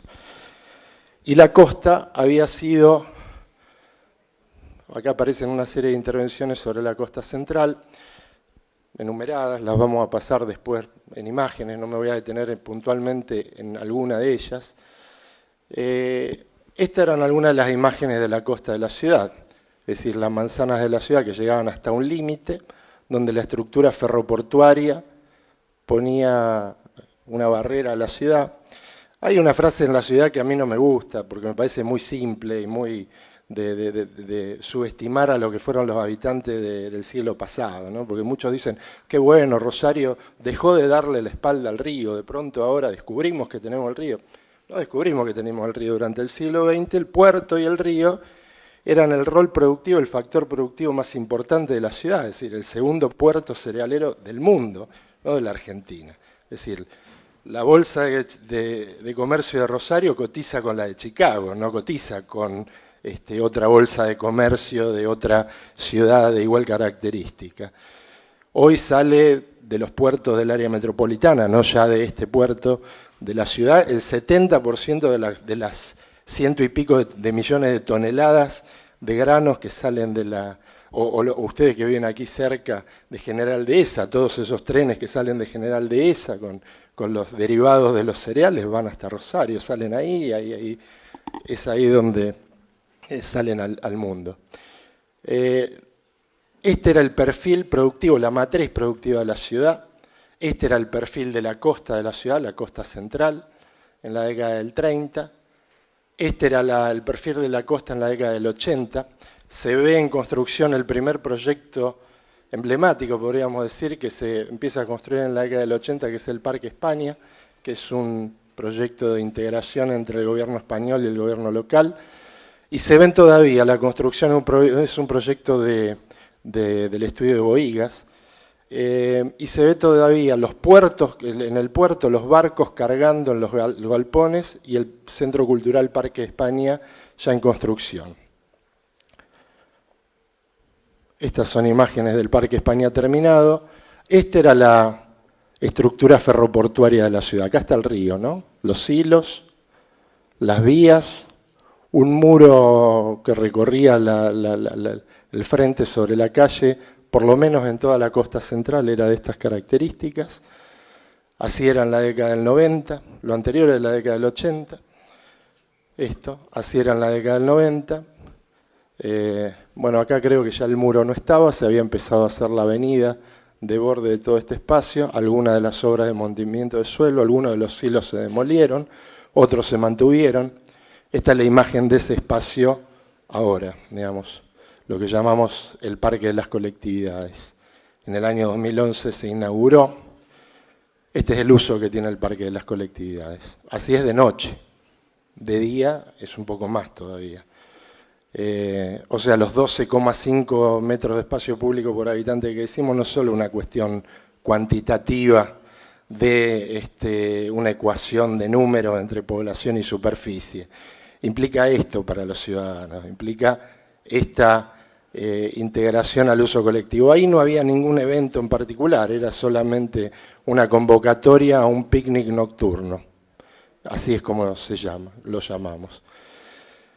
Estas eran imágenes de la costa en 1995. Esta es la imagen todavía con la estructura ferroviaria en alguna medida existente en este punto, en este momento. Nuevos parques sobre la costa. Este era el esquema que veíamos antes, la costa central, un murallón, esa línea era un murallón. Lo que hay ahora es un parque con estas características. Los nuevos edificios, muchos de ellos de valor patrimonial, muchos de ellos dedicados a proyectos culturales, otros a concesiones de espacio público. Este es uno de los silos que fue conservado, el Museo de Arte Contemporáneo. Algunos otros espacios fueron concesionados a la actividad privada por un plazo de 10 o 15 o 20 años en algunos casos. Yo pasé por alto antes esto de, cuando no quería detenerme mucho en el plan. El plan tuvo, pero lo comento porque puede ser útil para el momento, las cuestiones que se están discutiendo en este lugar. El plan tuvo un momento de concertación. El plan se planteó en el año 2007 y en el 2004 iniciamos un proceso de concertación entre todas las entidades, o lo que consideramos las entidades más representativas de la ciudad, más de 200, que iba desde la Bolsa de Comercio en un extremo a las entidades ambientalistas en el otro extremo. Podríamos decir dos extremos porque son dos modelos de ciudad en algunos aspectos contrapuestos. En ese momento definimos algunas de las estrategias sobre las que la ciudad iba a avanzar y de ahí se dedujeron esos 6 proyectos que veíamos ahí abajo, ¿no? Se consensuaron en esa jornada de concertación, se hizo una carta de concertación que todas las entidades y todos los que participaron de esa jornada, había vecinales, vecinalistas, ciudadanos comunes, no solamente instituciones, firmaron. En ese proyecto aparecían muchas y tenía como 2 objetivos que yo pasé por alto y los voy a decir ahora, que era recuperar la iniciativa pública en la ciudad, es decir, recuperar claramente la iniciativa pública sobre los proyectos colectivos de la ciudad, donde la costa era, y no es el único, en ese momento la ciudad asumió la salud pública en la ciudad de Rosario la presta al municipio íntegramente. Más del 50% del presupuesto de la ciudad está destinado a salud pública, promoción social y educación y cultura. Y entendíamos que también debía haber una importante incorporación de la inversión privada a la estructura urbana. Porque si uno se pone a pensar rápidamente, esto no es un problema ideológico, es un problema práctico. Si uno se pone a pensar cuánto hay de presupuesto para obra pública en cualquiera de nuestras ciudades, y nos podemos hacer cuenta de miles de millones, cientos de millones, es nada al lado de lo que invierte la actividad privada en la ciudad. Lo que si hiciéramos una simple cuenta de metros cuadrados de construcción en un año, en nuestra ciudad se construyen 600.000 metros cuadrados de construcción por año, es casi un promedio de los últimos 20 años, atraviesa crisis, no crisis o lo que sea. 600.000 metros cuadrados de construcción, podríamos decir a $1.000 rápidamente el metro cuadrado de construcción, estamos hablando de 600 millones de dólares en un año. El presupuesto municipal es mucho menos que eso, seguramente llega a los 10.000 millones de pesos, llevado a dólares no sé cuánto es, pero el presupuesto de obras públicas, si el presupuesto municipal es 10.000, el presupuesto de obras públicas debe ser 2.500 millones de pesos. O sea que estamos hablando prácticamente a los valores actuales, no sé, mucho menos que los 600 millones de dólares que cualquier inversión privada plantea en la ciudad. Nosotros pensábamos que había que integrar esta inversión privada a las estrategias urbanas. Eso es lo importante, a las estrategias que la ciudad se plantea, no solo a la inversión. A mí siempre me gusta distinguir lo que es crecimiento de desarrollo, son dos cosas muy distintas. Crecer económicamente no quiere decir desarrollarse. Que haya indicadores económicos positivos no quiere decir que haya desarrollo. Entonces, esto da como resultado en algunos aspectos de esto, sigo adelante con las imágenes, y me detengo en esta imagen que es la de Puerto Norte. Puerto Norte es una intervención emblemática para nosotros. Emblemática, este era el grado de intensidad, estos eran los puertos, los otros que veíamos en la costa central eran puertos públicos, estos eran puertos privados en la costa de la ciudad. Lo eran y lo fueron durante 150 años, desde mediados del siglo XIX hasta el año 2000 aproximadamente. Ubicados en una posición estratégica, barranca, calado natural, las condiciones ideales para cargar los buques, ningún medio mecánico, solamente acercar el barco con calado natural a la barranca y descargar por gravedad los cereales. Pero allá atrás quedaba la ciudad, esta es de 1930. Eso no se modificó, esta era la matriz productiva de esos edificios, de esas instalaciones. Esto no se modificó hasta 1980, seguía igual durante 50 años. La estructura urbana de la ciudad era lo que veíamos antes, este borde urbano y todo este territorio destinado a la actividad ferroportuaria y el río. Y el río, como decía, no ingenuamente le dimos la espalda al río. La ciudad, en mi casa, mi abuelo siempre cuando se refería a alguien vago decía tiene que ir a hombrar bolsas al puerto. Esa era la... ¿Por qué no va a hombrar bolsas al puerto? Era como que un tipo desocupado en la ciudad fácilmente podía ocuparse en el puerto. El puerto era la matriz laboral, la matriz económica de la ciudad. No era solamente un adorno. El proyecto de Puerto Norte para nosotros significó una transformación importante, un proyecto participativo a través de un concurso internacional. En él definimos lo más importante para nosotros, que era la estructura urbana, la estrategia urbana. Recomponer el sistema de atravesamientos de esta ciudad fracturada entre el norte y el centro, fracturada porque aparecían estas más de 100 hectáreas sobre la costa en un lugar estratégico, el puerto norte porque era en la antigua geografía de la ciudad, el puerto norte en la actualidad es el centro, no es el puerto norte, es el puerto central. Definir la estructura de espacios públicos con esta vocación de que de la superficie neta sobre la que se iba a intervenir, el 65% quedara para el interés público, las calles, los parques, los equipamientos y solamente el 35% para los desarrollos inmobiliarios. En algunos casos los que se ven, estos lilas claritos, eran las propiedades privadas, claramente. Y las más oscuras, estos que van el 3 y el 7, son las propiedades todavía del Estado Nacional, todavía en desuso. Y para nosotros era importante esto, recomponer esta estructura de, como acá se ven como gráficos del 2000, el 2003 y el 2015, cómo se fueron incorporando progresivamente todos estos sistemas de movilidad de nuevos espacios públicos. Implicaba actuar también sobre los inmuebles de valor patrimonial, algunos de ellos, otros no. Implicaba seleccionar cuáles eran los de valor patrimonial y cuáles no, porque muchos impedían el acceso claro a la ribera, a la costa. Esto, bueno, fue un trabajo normativo muy importante, implicaba actuar, esto que se ve acá son UG6, UG1, UG2, son todas las unidades de gestión, implicaba acordar con los propietarios privados, obviamente atendiendo a los intereses que los propietarios, como me dijo alguien alguna vez, ¿y por qué no lo expropiaron? ¿Y porque el municipio no está en ningún municipio, lo que decías vos antes, al municipio se le ponen atribuciones que un municipio no está en condiciones de hacer. Ojalá hubiéramos tenido cientos de millones de dólares para expropiarlo, pero seguramente hubiéramos dejado de atender otras cosas.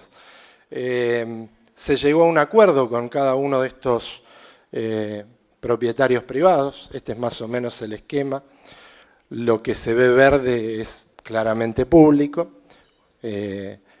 lo que se ve en blanco son los edificios, cada uno de estos eran propiedades privadas, algunas están todavía en desarrollo o en proceso, algunas están construidas, otras están iniciándose en este momento o en construcción. Estas son algunas de las imágenes de los proyectos, en este caso esto no está construido, esto sí. Esto era lo que teníamos, los propietarios privados abandonando estas infraestructuras portuarias, y este es lo que viene ahora, si es que viene, es el resultado de la intervención. Con un sistema que tuvimos que inventarnos también, de captación de plusvalía, porque nosotros no tenemos una legislación que nos permita pensar de qué manera los privados tenían que compensar al municipio porque el municipio le otorgara estos indicadores urbanísticos. Entonces, bueno, encontramos algunos mecanismos más artesanales, podríamos decir, de cargas de urbanización, algunas compensaciones económicas para compras de terrenos para construcción de vivienda de interés social en la periferia, las obras de infraestructura básica, todas las avenidas que veíamos ahí están construidas por los desarrolladores privados, la construcción de los espacios públicos y la restauración de los edificios de valor patrimonial. Este era el antes, hay algunas imágenes del antes y el después. Este es el después, en algunos casos. Este era el antes y este el después. En algunos casos los edificios de valor patrimonial se mantienen, en otros casos aparecen nuevos edificios y nuevos espacios públicos, claramente. Algunos de los proyectos están todavía en ejecución, algunos todavía en gestión. Esta torre que se ve ahí es un proyecto recientemente aprobado del Hotel Sheraton. El Hotel Sheraton decide o decide instalarse en la ciudad de Rosario, en este punto. Estos son algunos de los proyectos que se están ejecutando ahora, el Parque de la Arenera, que es todo este borde que está sobre la barranca, también a cargo de uno de los urbanizadores privados que tenía eso entre sus obligaciones, estas compensaciones urbanísticas. La duplicación la construcción primero de una mano y ahora se está construyendo la segunda de la Avenida de la Costa, también a cargo de uno de los urbanizadores. Esta foto es reciente, esta obra está ahora en construcción en estos días, la segunda mano. Y este es el Parque Scalabrini Ortiz de noche, o sea, el espacio público que decíamos. A esto es a lo que pretendíamos llegar en algún momento. Haber recuperado estas hectáreas del suelo ocioso ferroviario en este caso, porque esto fue ante una gestión ante el Estado Nacional de la década del 90, y esto es como se presenta una noche de verano, seguramente el clima favorecía estar en este lugar. En este proceso de gestión público-privada, esto que vemos acá es la tapa de una publicación que hizo el BID hace ya 3 años, y puso el caso de la recuperación del Frente Costero del Río Paraná en la ciudad de Rosario, Argentina, como ejemplo de gestión urbana, asociación público-privada y captación de plusvalía. No lo dice acá y yo le agrego de transparencia en la gestión, porque todas estas situaciones necesitan no solo de confianza, sino de transparencia. Todas estas intervenciones, convenios con los actores privados fueron aprobadas, no fueron solamente una gestión del Ejecutivo, fueron aprobadas por el Consejo Municipal de la ciudad. Un consejo municipal en el que siempre tuvimos minoría. Ningún intendente desde los 35 años de democracia, ningún intendente de la ciudad tuvo mayoría en el consejo municipal. O sea, esto lo digo porque muchas veces se supone que si no hay la sumatoria plena del poder, no se pueden obtener estas cosas. Sino que al contrario, me parece que eso obliga necesariamente al diálogo, obliga necesariamente al consenso, obliga a los acuerdos y todo eso repercute en la transparencia, indudablemente. Algunas de las imágenes, estas son imágenes de la costa central, de la extensión del Paseo 20 de Junio que arranca en el monumento y se extiende, todavía acá se ve, estamos avanzando, todavía hay barcos anclados, este es un barco con contenedores que está anclado a la altura de la avenida Pellegrini. No renunciamos a algunos proyectos de largo plazo, que este Paseo 20 de Junio nos pueda vincular con el Puerto de la Música, que es un proyecto de Oscar Niemeyer, creo que fue el último proyecto de Niemeyer en vida, obviamente. En la transformación de la Ribera Norte empezamos a incorporar voy a mostrar 2 proyectos para terminar, que tienen que ver con los proyectos que estamos haciendo ahora, no tanto con el pasado, o con lo que hemos hecho en estos últimos 20 años. En este caso voy a mostrar en la Ribera Norte un proyecto interjurisdiccional, un proyecto de escala metropolitana, que implica también gestionar con 2 municipios, el del norte y el del sur, que no son del mismo color político, tampoco. O sea, acá lo digo esto porque si no parece que siempre las cosas se logran si hay buena onda política solamente, ¿no? Entonces, muchas veces se apuesta y ahora la ciudad nunca estuvo alineada con ningún gobierno nacional. Es decir, políticamente, desde el año 89 gobierna el socialismo en la ciudad, desde el 2008 en la provincia, y a nivel nacional nunca nos fue bien con nadie. Es así de fácil. No hay muchas cuentas para hacer. Esto es como cuando hay elecciones en Estados Unidos, que todo el mundo empieza a preguntarse quién conviene que gane. Yo siempre digo nadie, si total somos el patio de atrás de Estados Unidos. ¿No? A lo mejor mejora alguna situación, pero esa preocupación, bueno, a nosotros nos pasa un poco eso a nivel nación. Esto es un proyecto de gestión público-privada también, en un parte de terrenos que son de la provincia de Santa Fe, que construye la nueva planta potabilizadora de agua para la región, una franja de terrenos privados, que son donde se desarrollan las viviendas, y un asentamiento irregular donde históricamente se han instalado pescadores y viven desde hace más de 60 años. Lo que nos planteamos es una nueva... Está en construcción ahora, esto no es ya un proyecto, está licitado y en construcción. Si uno quiere ir a ver esto, no lo va a poder ver porque están las calles paradas, cerradas porque está en plena construcción el proyecto. Y paso a mostrar el de la Ribera Sur, que para nosotros es muy significativo porque implica la actuación de varios niveles del Estado. Es un proyecto claramente público y que para nosotros implica una puesta en valor de un sector de la ciudad históricamente utilizado por la actividad productiva, el frigorífico Swift en la localidad vecina de Villa Bernal Galvez, y la actividad portuaria que nosotros trasladamos en el plan hacia el sur, nos permite solamente pensar en esta desembocadura un nuevo parque público que sería el único punto donde los 100 y pico de miles de habitantes del Distrito Sur no tendrán que tomarse un colectivo para ir a la costa norte o a la costa central, sino en un nuevo parque y en un nuevo espacio de características ambientales en la Ribera Sur. En este momento estamos, ahí sí entran un poco las pequeñas miserias políticas, ¿no? Mendigando un poco en esto de gestionar algún financiamiento externo y donde el Estado Nacional tiene que aparecer como garante, y entonces ahí aparecen un poco las tensiones entre políticas. Estamos a la espera del financiamiento para poder llevar adelante este proyecto, que tiene actividades que se van a mantener, al igual que en el norte los pescadores. Y yo simplemente paso por alto, no me voy a detener un poco en estas conclusiones, sí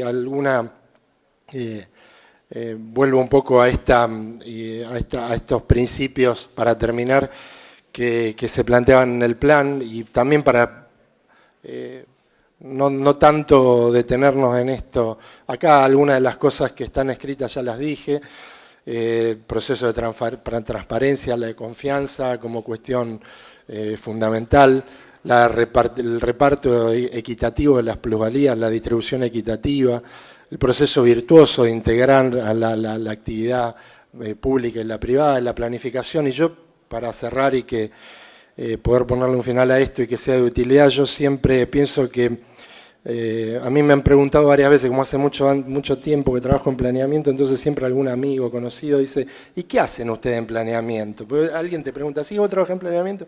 ¿Qué hacen ustedes en planeamiento? Pues la pregunta básica, uno tiene que empezar a explicar en 2 minutos qué hace. Y siempre me acuerdo un poco de lo que nos pasaba cuando empezamos a trabajar en sus inicios en el plan y debatíamos, en ese momento se había puesto en marcha el proceso de descentralización, íbamos a los distritos a discutir con los problemas de cada distrito y en los distritos la verdad que nos iba bastante mal, nos iba mal, no eran buenas jornadas de trabajo porque recibíamos toda la catarsis, los problemas.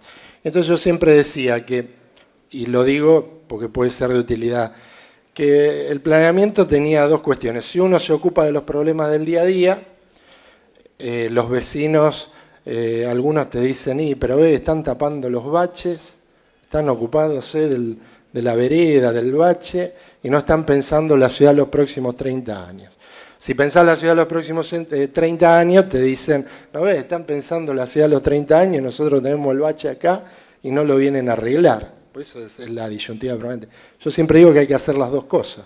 Hay que arreglar el bache y pensar la ciudad de los próximos 30 años, o 50, o 20, o lo que fuera.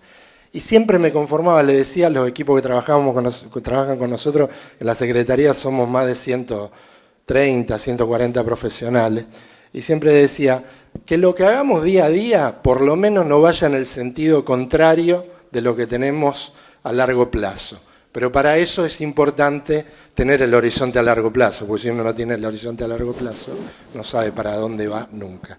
Nada más. Muchas gracias, Paula. Muchas gracias. Carlitos, adelante. Hola. A ver, que si fallan los videos, falla todo. Bueno, buenas tardes a todos. Quiero decirles que estoy muy contento de estar aquí en Río Cuarto, que es la ciudad donde yo he crecido y en la ciudad donde viven las personas que más quiero. Antes que nada le quiero agradecer a la Fundación 2030 por haberme invitado y espero que les sea útil el ejemplo que traigo de la ciudad de Villa María para el proyecto que están encarando. Bueno, hoy vamos a hablar de la ciudad de Villa María en un aspecto un poco más conceptual, no tan técnico como lo hemos venido viendo hasta el momento. Antes que nada vamos a explicar un poco de qué se trata o dónde está ubicada Villa María. Villa María tiene una situación privilegiada con respecto a su ubicación en el territorio. En Latinoamérica está en el medio de los ejes longitudinales y transversales de integración y desarrollo. Y en el modelo territorial, del modelo deseado de la Argentina, también queda enmarcada en un triángulo virtuoso. No sé si se llega a ver ahí. Es ese triángulo de ahí, ese puntito de ahí es Villa María. Y desde siempre estuvo en una localización privilegiada con respecto a lo que es la logística, ¿no? O sea, emplazada en un sector totalmente rural, rodeada en un margen lateral de un río muy sinuoso que se llama Talamuchita. Lo conocen muchos como el río Tercero, nosotros le decimos Talamuchita porque es su nombre. Tiene la autopista que vincula las 3 ciudades más importantes de la Argentina, que son Córdoba, Rosario y Buenos Aires, atraviesa por la ciudad. A su vez, los accesos que llegan a la ciudad de los diferentes puntos cardinales del país vienen por rutas nacionales, como la 9, rutas provinciales. Y lo más importante es el trazado, lo que le da trazado original a la ciudad de Villa María, que es el eje ferroviario, ¿no? Los abuelos en la ciudad de Villa María dicen que Villa María es la hija del riel, ¿no? Un nombre bastante folclórico. Eso serían básicamente los ejes de Villa María. Nunca podemos pensar Villa María sin pensar en Villanueva, que es aquella ciudad que está enfrente, ¿no? Se me complica con los 2 mandos. Esta ciudad se llama Villanueva, esta es la ciudad de Villa María. Y para hablar de la ciudad de Villa María y de aquella hija del Riel, nunca tenemos que dejar de lado quiénes son los verdaderos protagonistas de que eso haya sido la hija del Riel, ¿no? Esto que tenemos acá es la playa central de la ciudad, una foto muy antigua. En este central era una central de acopio donde traían todas las materias primas, se subían al tren y de ahí se iban al puerto de Rosario, como lo veíamos recién. Esto es el centro de Villa María. El desarrollo urbano nace a partir de esa playa de acopio, sería. Bueno, y volviendo a lo que habíamos empezado a hablar, que no hay que dejar de pensar la ciudad sin las personas que las construyeron. La ciudad de Villa María fue creada y conformada por una serie de inmigrantes de todo el país. Esa situación de ejes viales y de cruce de una punta a otra del país, hacia lo largo o a lo ancho, hizo que la inmigración sea de una diversidad que dotó a la ciudad de un montón de cultura. Los nietos o bisnietos serían de esos inmigrantes, porque la ciudad tiene 150 años. Hace 30 años se juntaron y crearon una especie de institución que hoy ya no existe más, que me hizo acordar mucho el nombre de la institución de acá porque se llamaba INSPIRC. INSPIRC era el Instituto de Planificación e Investigación Regional. Hace 30 años se juntaron un montón de profesionales en la ciudad y deciden empezar a tener sueños. Esos sueños de tener una ciudad mejor, de una ciudad más equitativa, se transforman en deseos. Y bueno, ¿y cómo transformamos los sueños y los deseos y los llevamos al plano de la ciudad, al plano urbanístico? Una cosa media rara, algo tan abstracto, llevarlo a la ciudad. Utilizando la instrumentación que nos hace la razón de ser de todos nosotros, que es la planificación. A partir de la planificación se propone la transformación, no se propone un cambio en la ciudad. Hoy el cambio es una palabra que está bastante usada, pero lo que se propuso en Villa María fue una transformación. ¿Qué diferencia tiene? Todos los habitantes de todas las ciudades del mundo tienen sueños, tienen deseos, planifican y quieren transformar su ciudad.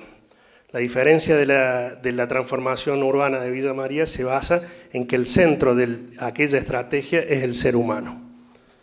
El ser humano como centro y la educación como eje. La educación atraviesa todo el proceso de planificación de la ciudad.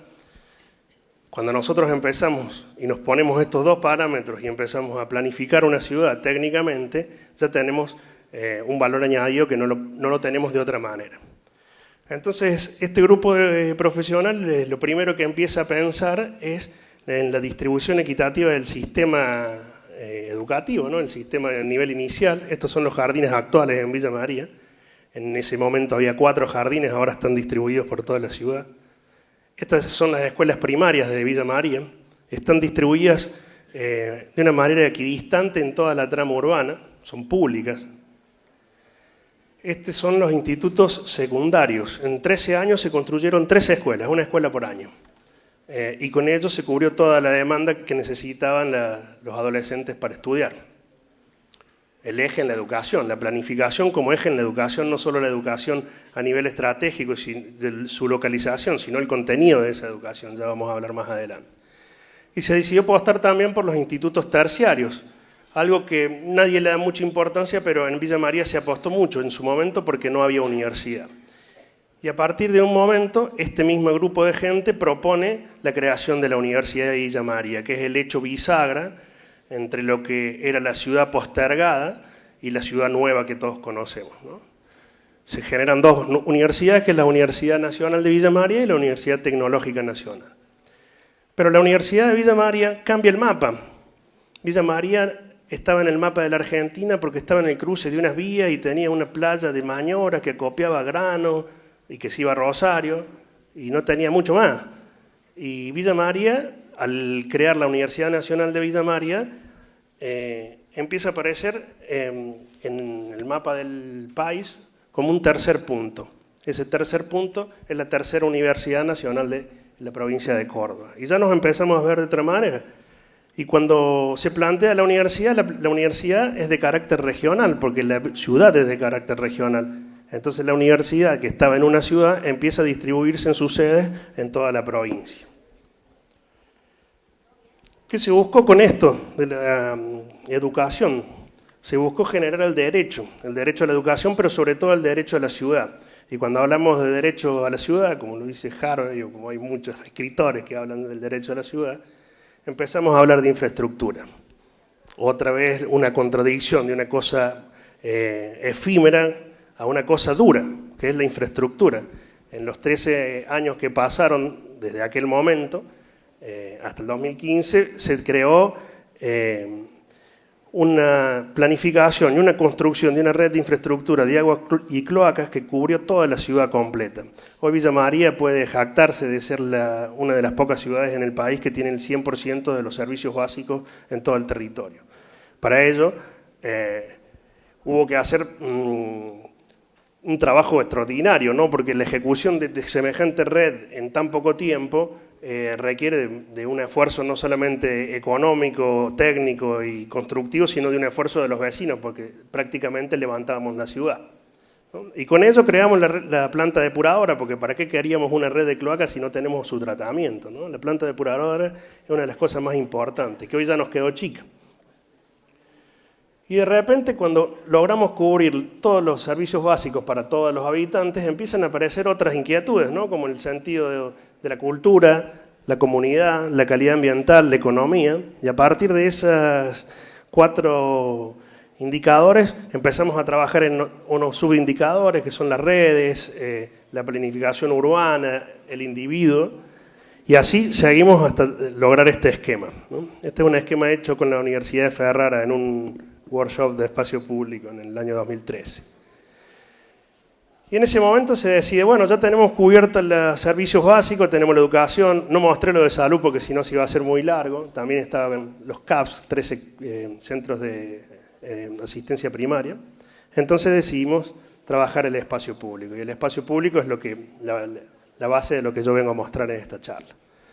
Tenemos una fortaleza, nace con una fortaleza la ciudad de Villa María. Al ser de carácter higienista, cuando se traza la ciudad, se traza de cara al río, no le da la espalda al río como aquello que hablábamos recién, sino que esta foto tiene 100 años y estos habitantes de hace 100 años de Villa María ya habitaban la costanera. No era un lugar residual como lo era en la costa de Río Cuarto, ¿no? Entonces ya tenemos esa fortaleza del uso del espacio público desde el origen de la ciudad. El río, 16 kilómetros de un río muy sinuoso, muy caudaloso y a veces muy traicionero,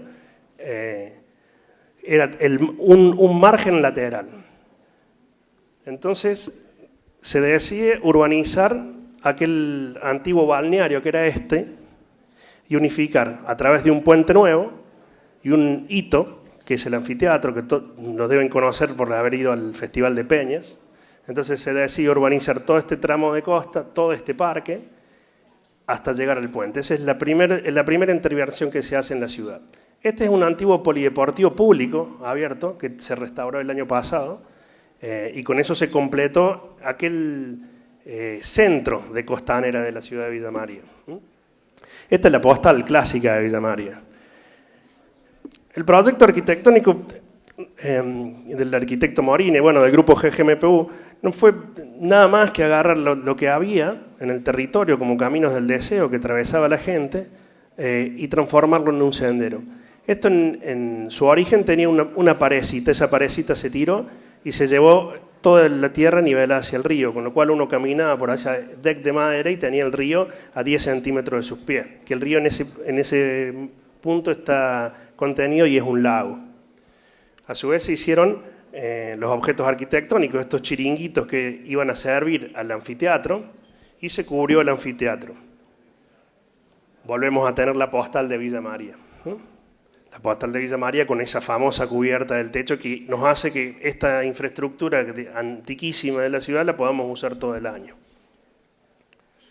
Y el atardecer, esta foto está bastante borrosa.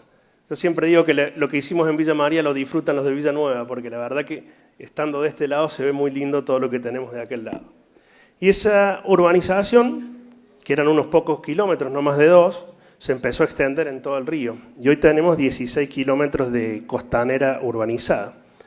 Que la urbanización la podemos vender hacia el público en general como estas obras, o este famoso puente, que tiene premios internacionales de ingeniería. la postal de Villa María, la parte linda, pero en realidad lo que se quiso crear desde el origen del proyecto de esto fue lograr encontrar esta postal. Esta postal no es una postal, es lo que pasa todos los domingos en Villa María. Ese es un domingo común de la costanera de Villa María. O sea, a pesar de nosotros trabajar con ese tipo de diseño, lo que nosotros en el principio queríamos lograr es esto. ¿Y por qué lograr esto? Esta es otra parte urbanizada, que no tiene tanta cemento ni tanto nada. Para lograr un sentido comunitario, que es lo que nosotros pretendemos conseguir con ese desarrollo de espacio público. Este es un evento dentro de la misma costanera. Y esto, un clásico. ¿Quién no quiere ir a comerse un asadito al río? O sea, urbanizar el río no significa hacer un proyecto de premio de arquitectura, significa a veces poner una mesa de hormigón, unos bancos de hormigón y un asadito de hormigón. Un asador de hormigón, perdón.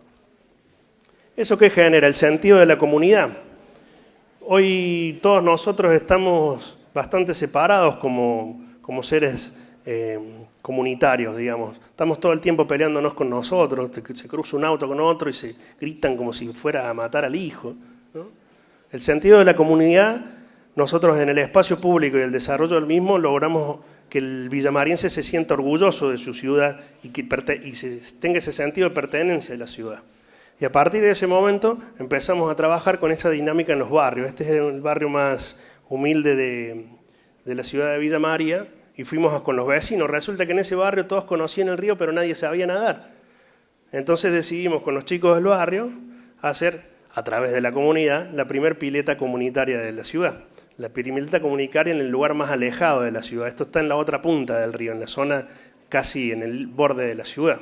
Y esta foto, otra foto más de premio de fotografía o de arquitectura, o una foto linda para ver o para vender la ciudad. Una vez más, lo que nosotros pretendíamos con esto es lograr esta foto, o esta foto. La alegría, la recreación y la educación que se consiguió con esa pileta pública perdida en el medio de la nada, me hizo acordar cuando era chico y íbamos a Aur, no sé si se acuerdan de Aur, acá de Río Cuarto. A partir de ese momento, y utilizando en casi todos los proyectos, empezamos a trabajar la participación ciudadana. La participación ciudadana, yo me acuerdo del primer taller que lo llamaban la Agenda 2025, el 25 estamos al lado, falta muy poco, o sea que lo que pensamos ya pasó, digamos, para ese momento. Y eran grupos de gente donde se juntaban todo tipo de personajes de la sociedad. En una mesa que me tocó a mí tenía el jefe de la policía y la representante del grupo trans, y se armó un debate hermoso, ¿no? Entonces, en esos debates de participación es donde empieza a salir las necesidades y con lo cual obtener las herramientas para conseguir la receta para poder diseñar un espacio público, ¿no? Y aparecieron los skaters que andaban por toda la ciudad dando vueltas, teniendo temerosas a las señoras mayores, asustando a los automóviles, los niños, que en realidad son niños o adolescentes haciendo un deporte. Y nos juntamos. Me acuerdo que en ese momento las arquitectas de la oficina me pidieron por favor que no nos juntemos más en la oficina. Yo les decía, ¿pero por qué? Porque huelen mal. ¿Y cómo quieren que huelen si están todo el día andando en skate? No hay manera de que huelan bien los chicos. Bueno, hicimos un proyecto participativo en el cual lo dibujaron prácticamente ellos. Nosotros lo que hicimos fue hacer esos dibujos técnicos y transformarlo en un pliego de licitación. Se lo presentamos al intendente, el intendente lo aprobó y con ello empezó la obra. Lo más interesante de este proyecto fue que aparte de participar en el diseño, los mismos chicos, todos estos chicos que estaban sueltos por la calle, participaron en la construcción. Es muy difícil hacer una pista de skate bien, porque los ángulos, las pendientes, los arcos del bowl y de todas las cosas que tiene una pista de skate, solamente lo sabe un chico que patina. Entonces ellos fueron a cortar los encofrados y con esos encofrados hicimos la pista.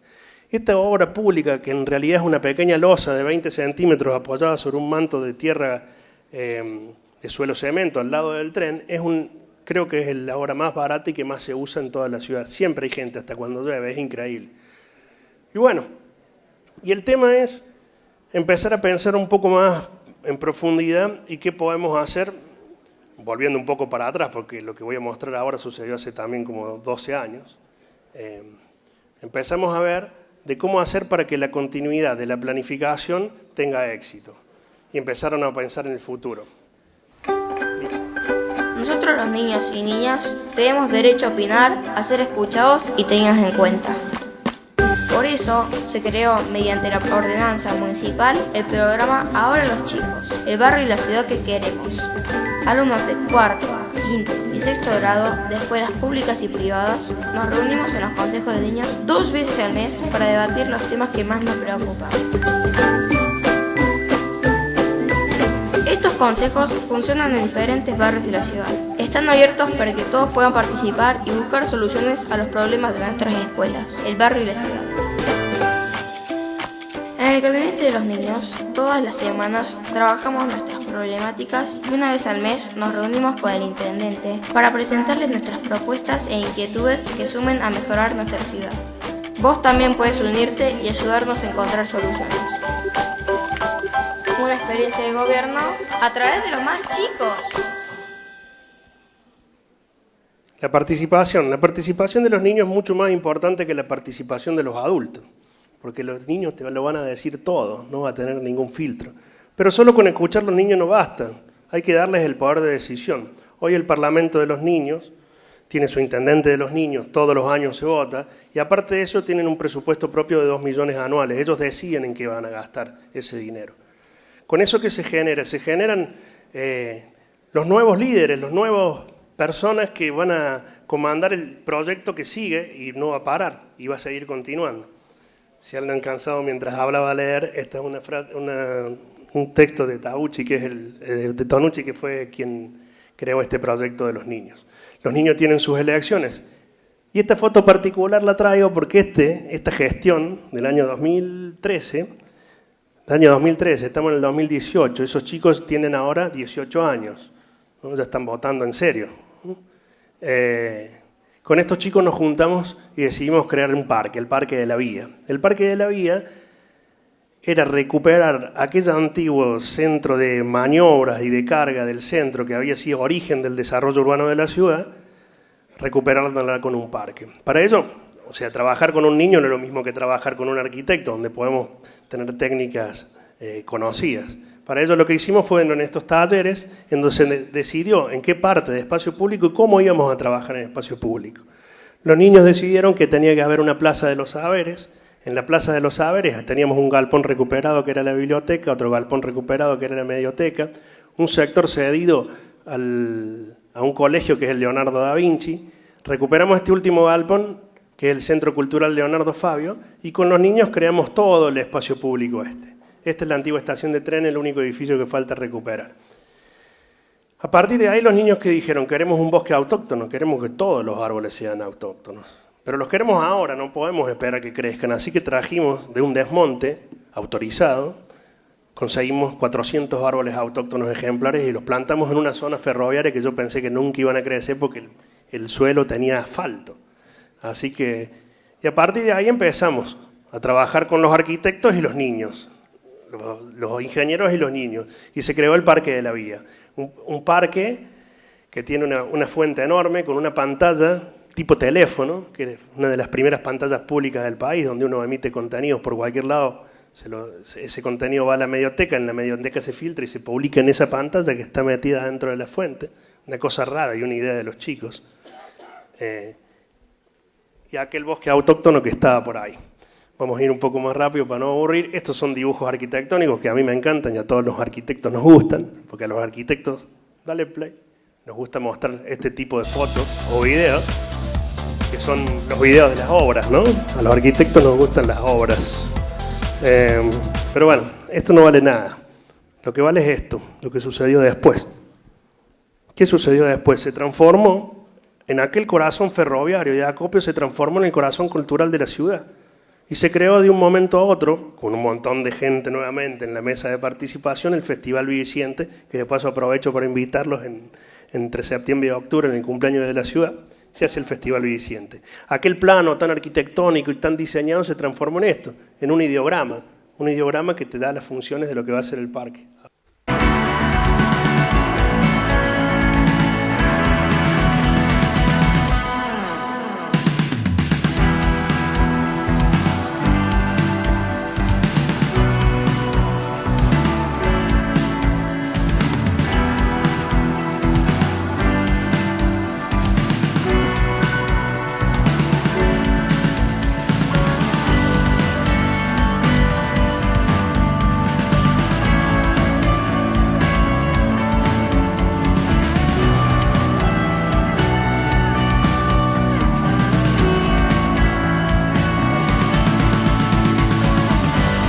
mientras todo lo que habíamos pensado para el parque con los niños nos superó en expectativas, porque se transformó en una cosa que nunca nos imaginamos que sucediera,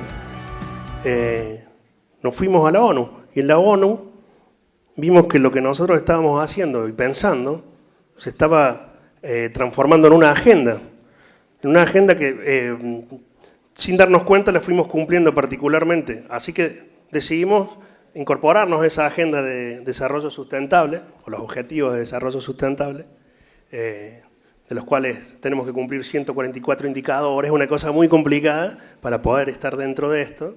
Pero bueno, con esto empezamos a estar dentro del mundo, decimos, si las cosas que hacemos los gobiernos locales son las cosas que se terminan transformando en ejemplos mundiales. Entonces, a partir de ese momento nosotros, esto fue en el 2015, vamos al 2030, que tiene que ver también con la Fundación 2030, a cumplir estos objetivos. Y en ese momento se decidió, o se anheló, que Villa María podía ser una ciudad, al tener el eje en la educación, una de las ciudades del aprendizaje de la UNESCO. Entonces fuimos a la UNESCO y nos presentamos como ciudad y catalogamos y cumplimos todos los requisitos para ser la ciudad del conocimiento.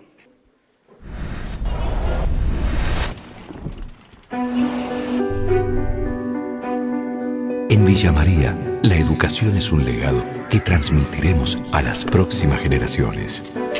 Es la semilla que crecerá para inspirar a quienes crezcan a su alrededor. Porque educación es innovación, es cultura, es ciencia, tecnología, inclusión, sustentabilidad, recreación, es emprendimiento, es solidaridad, arte, compromiso, respeto, es diálogo. Las nuevas generaciones forjarán su camino a partir de nuestra historia. Esa historia que con tanto esfuerzo hemos logrado escribir desde hace 150 años. Porque la educación es la herramienta para transformar al mundo. Y gracias a todos, hoy Villa María es la primera ciudad de Argentina reconocida y premiada por la UNESCO como ciudad del aprendizaje.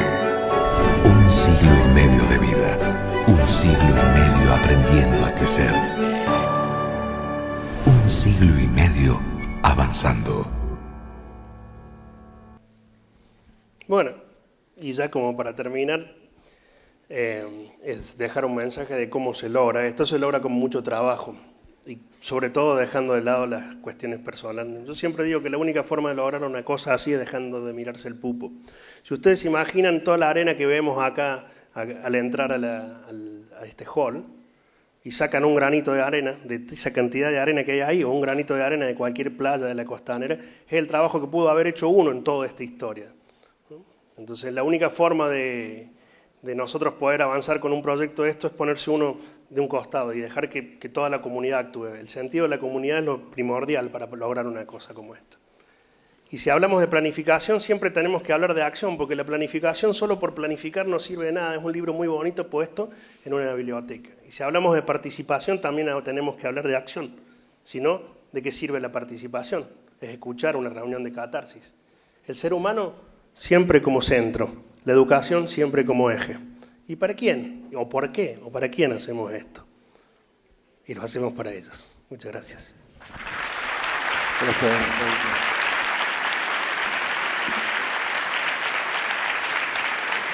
Muchas gracias a los panelistas.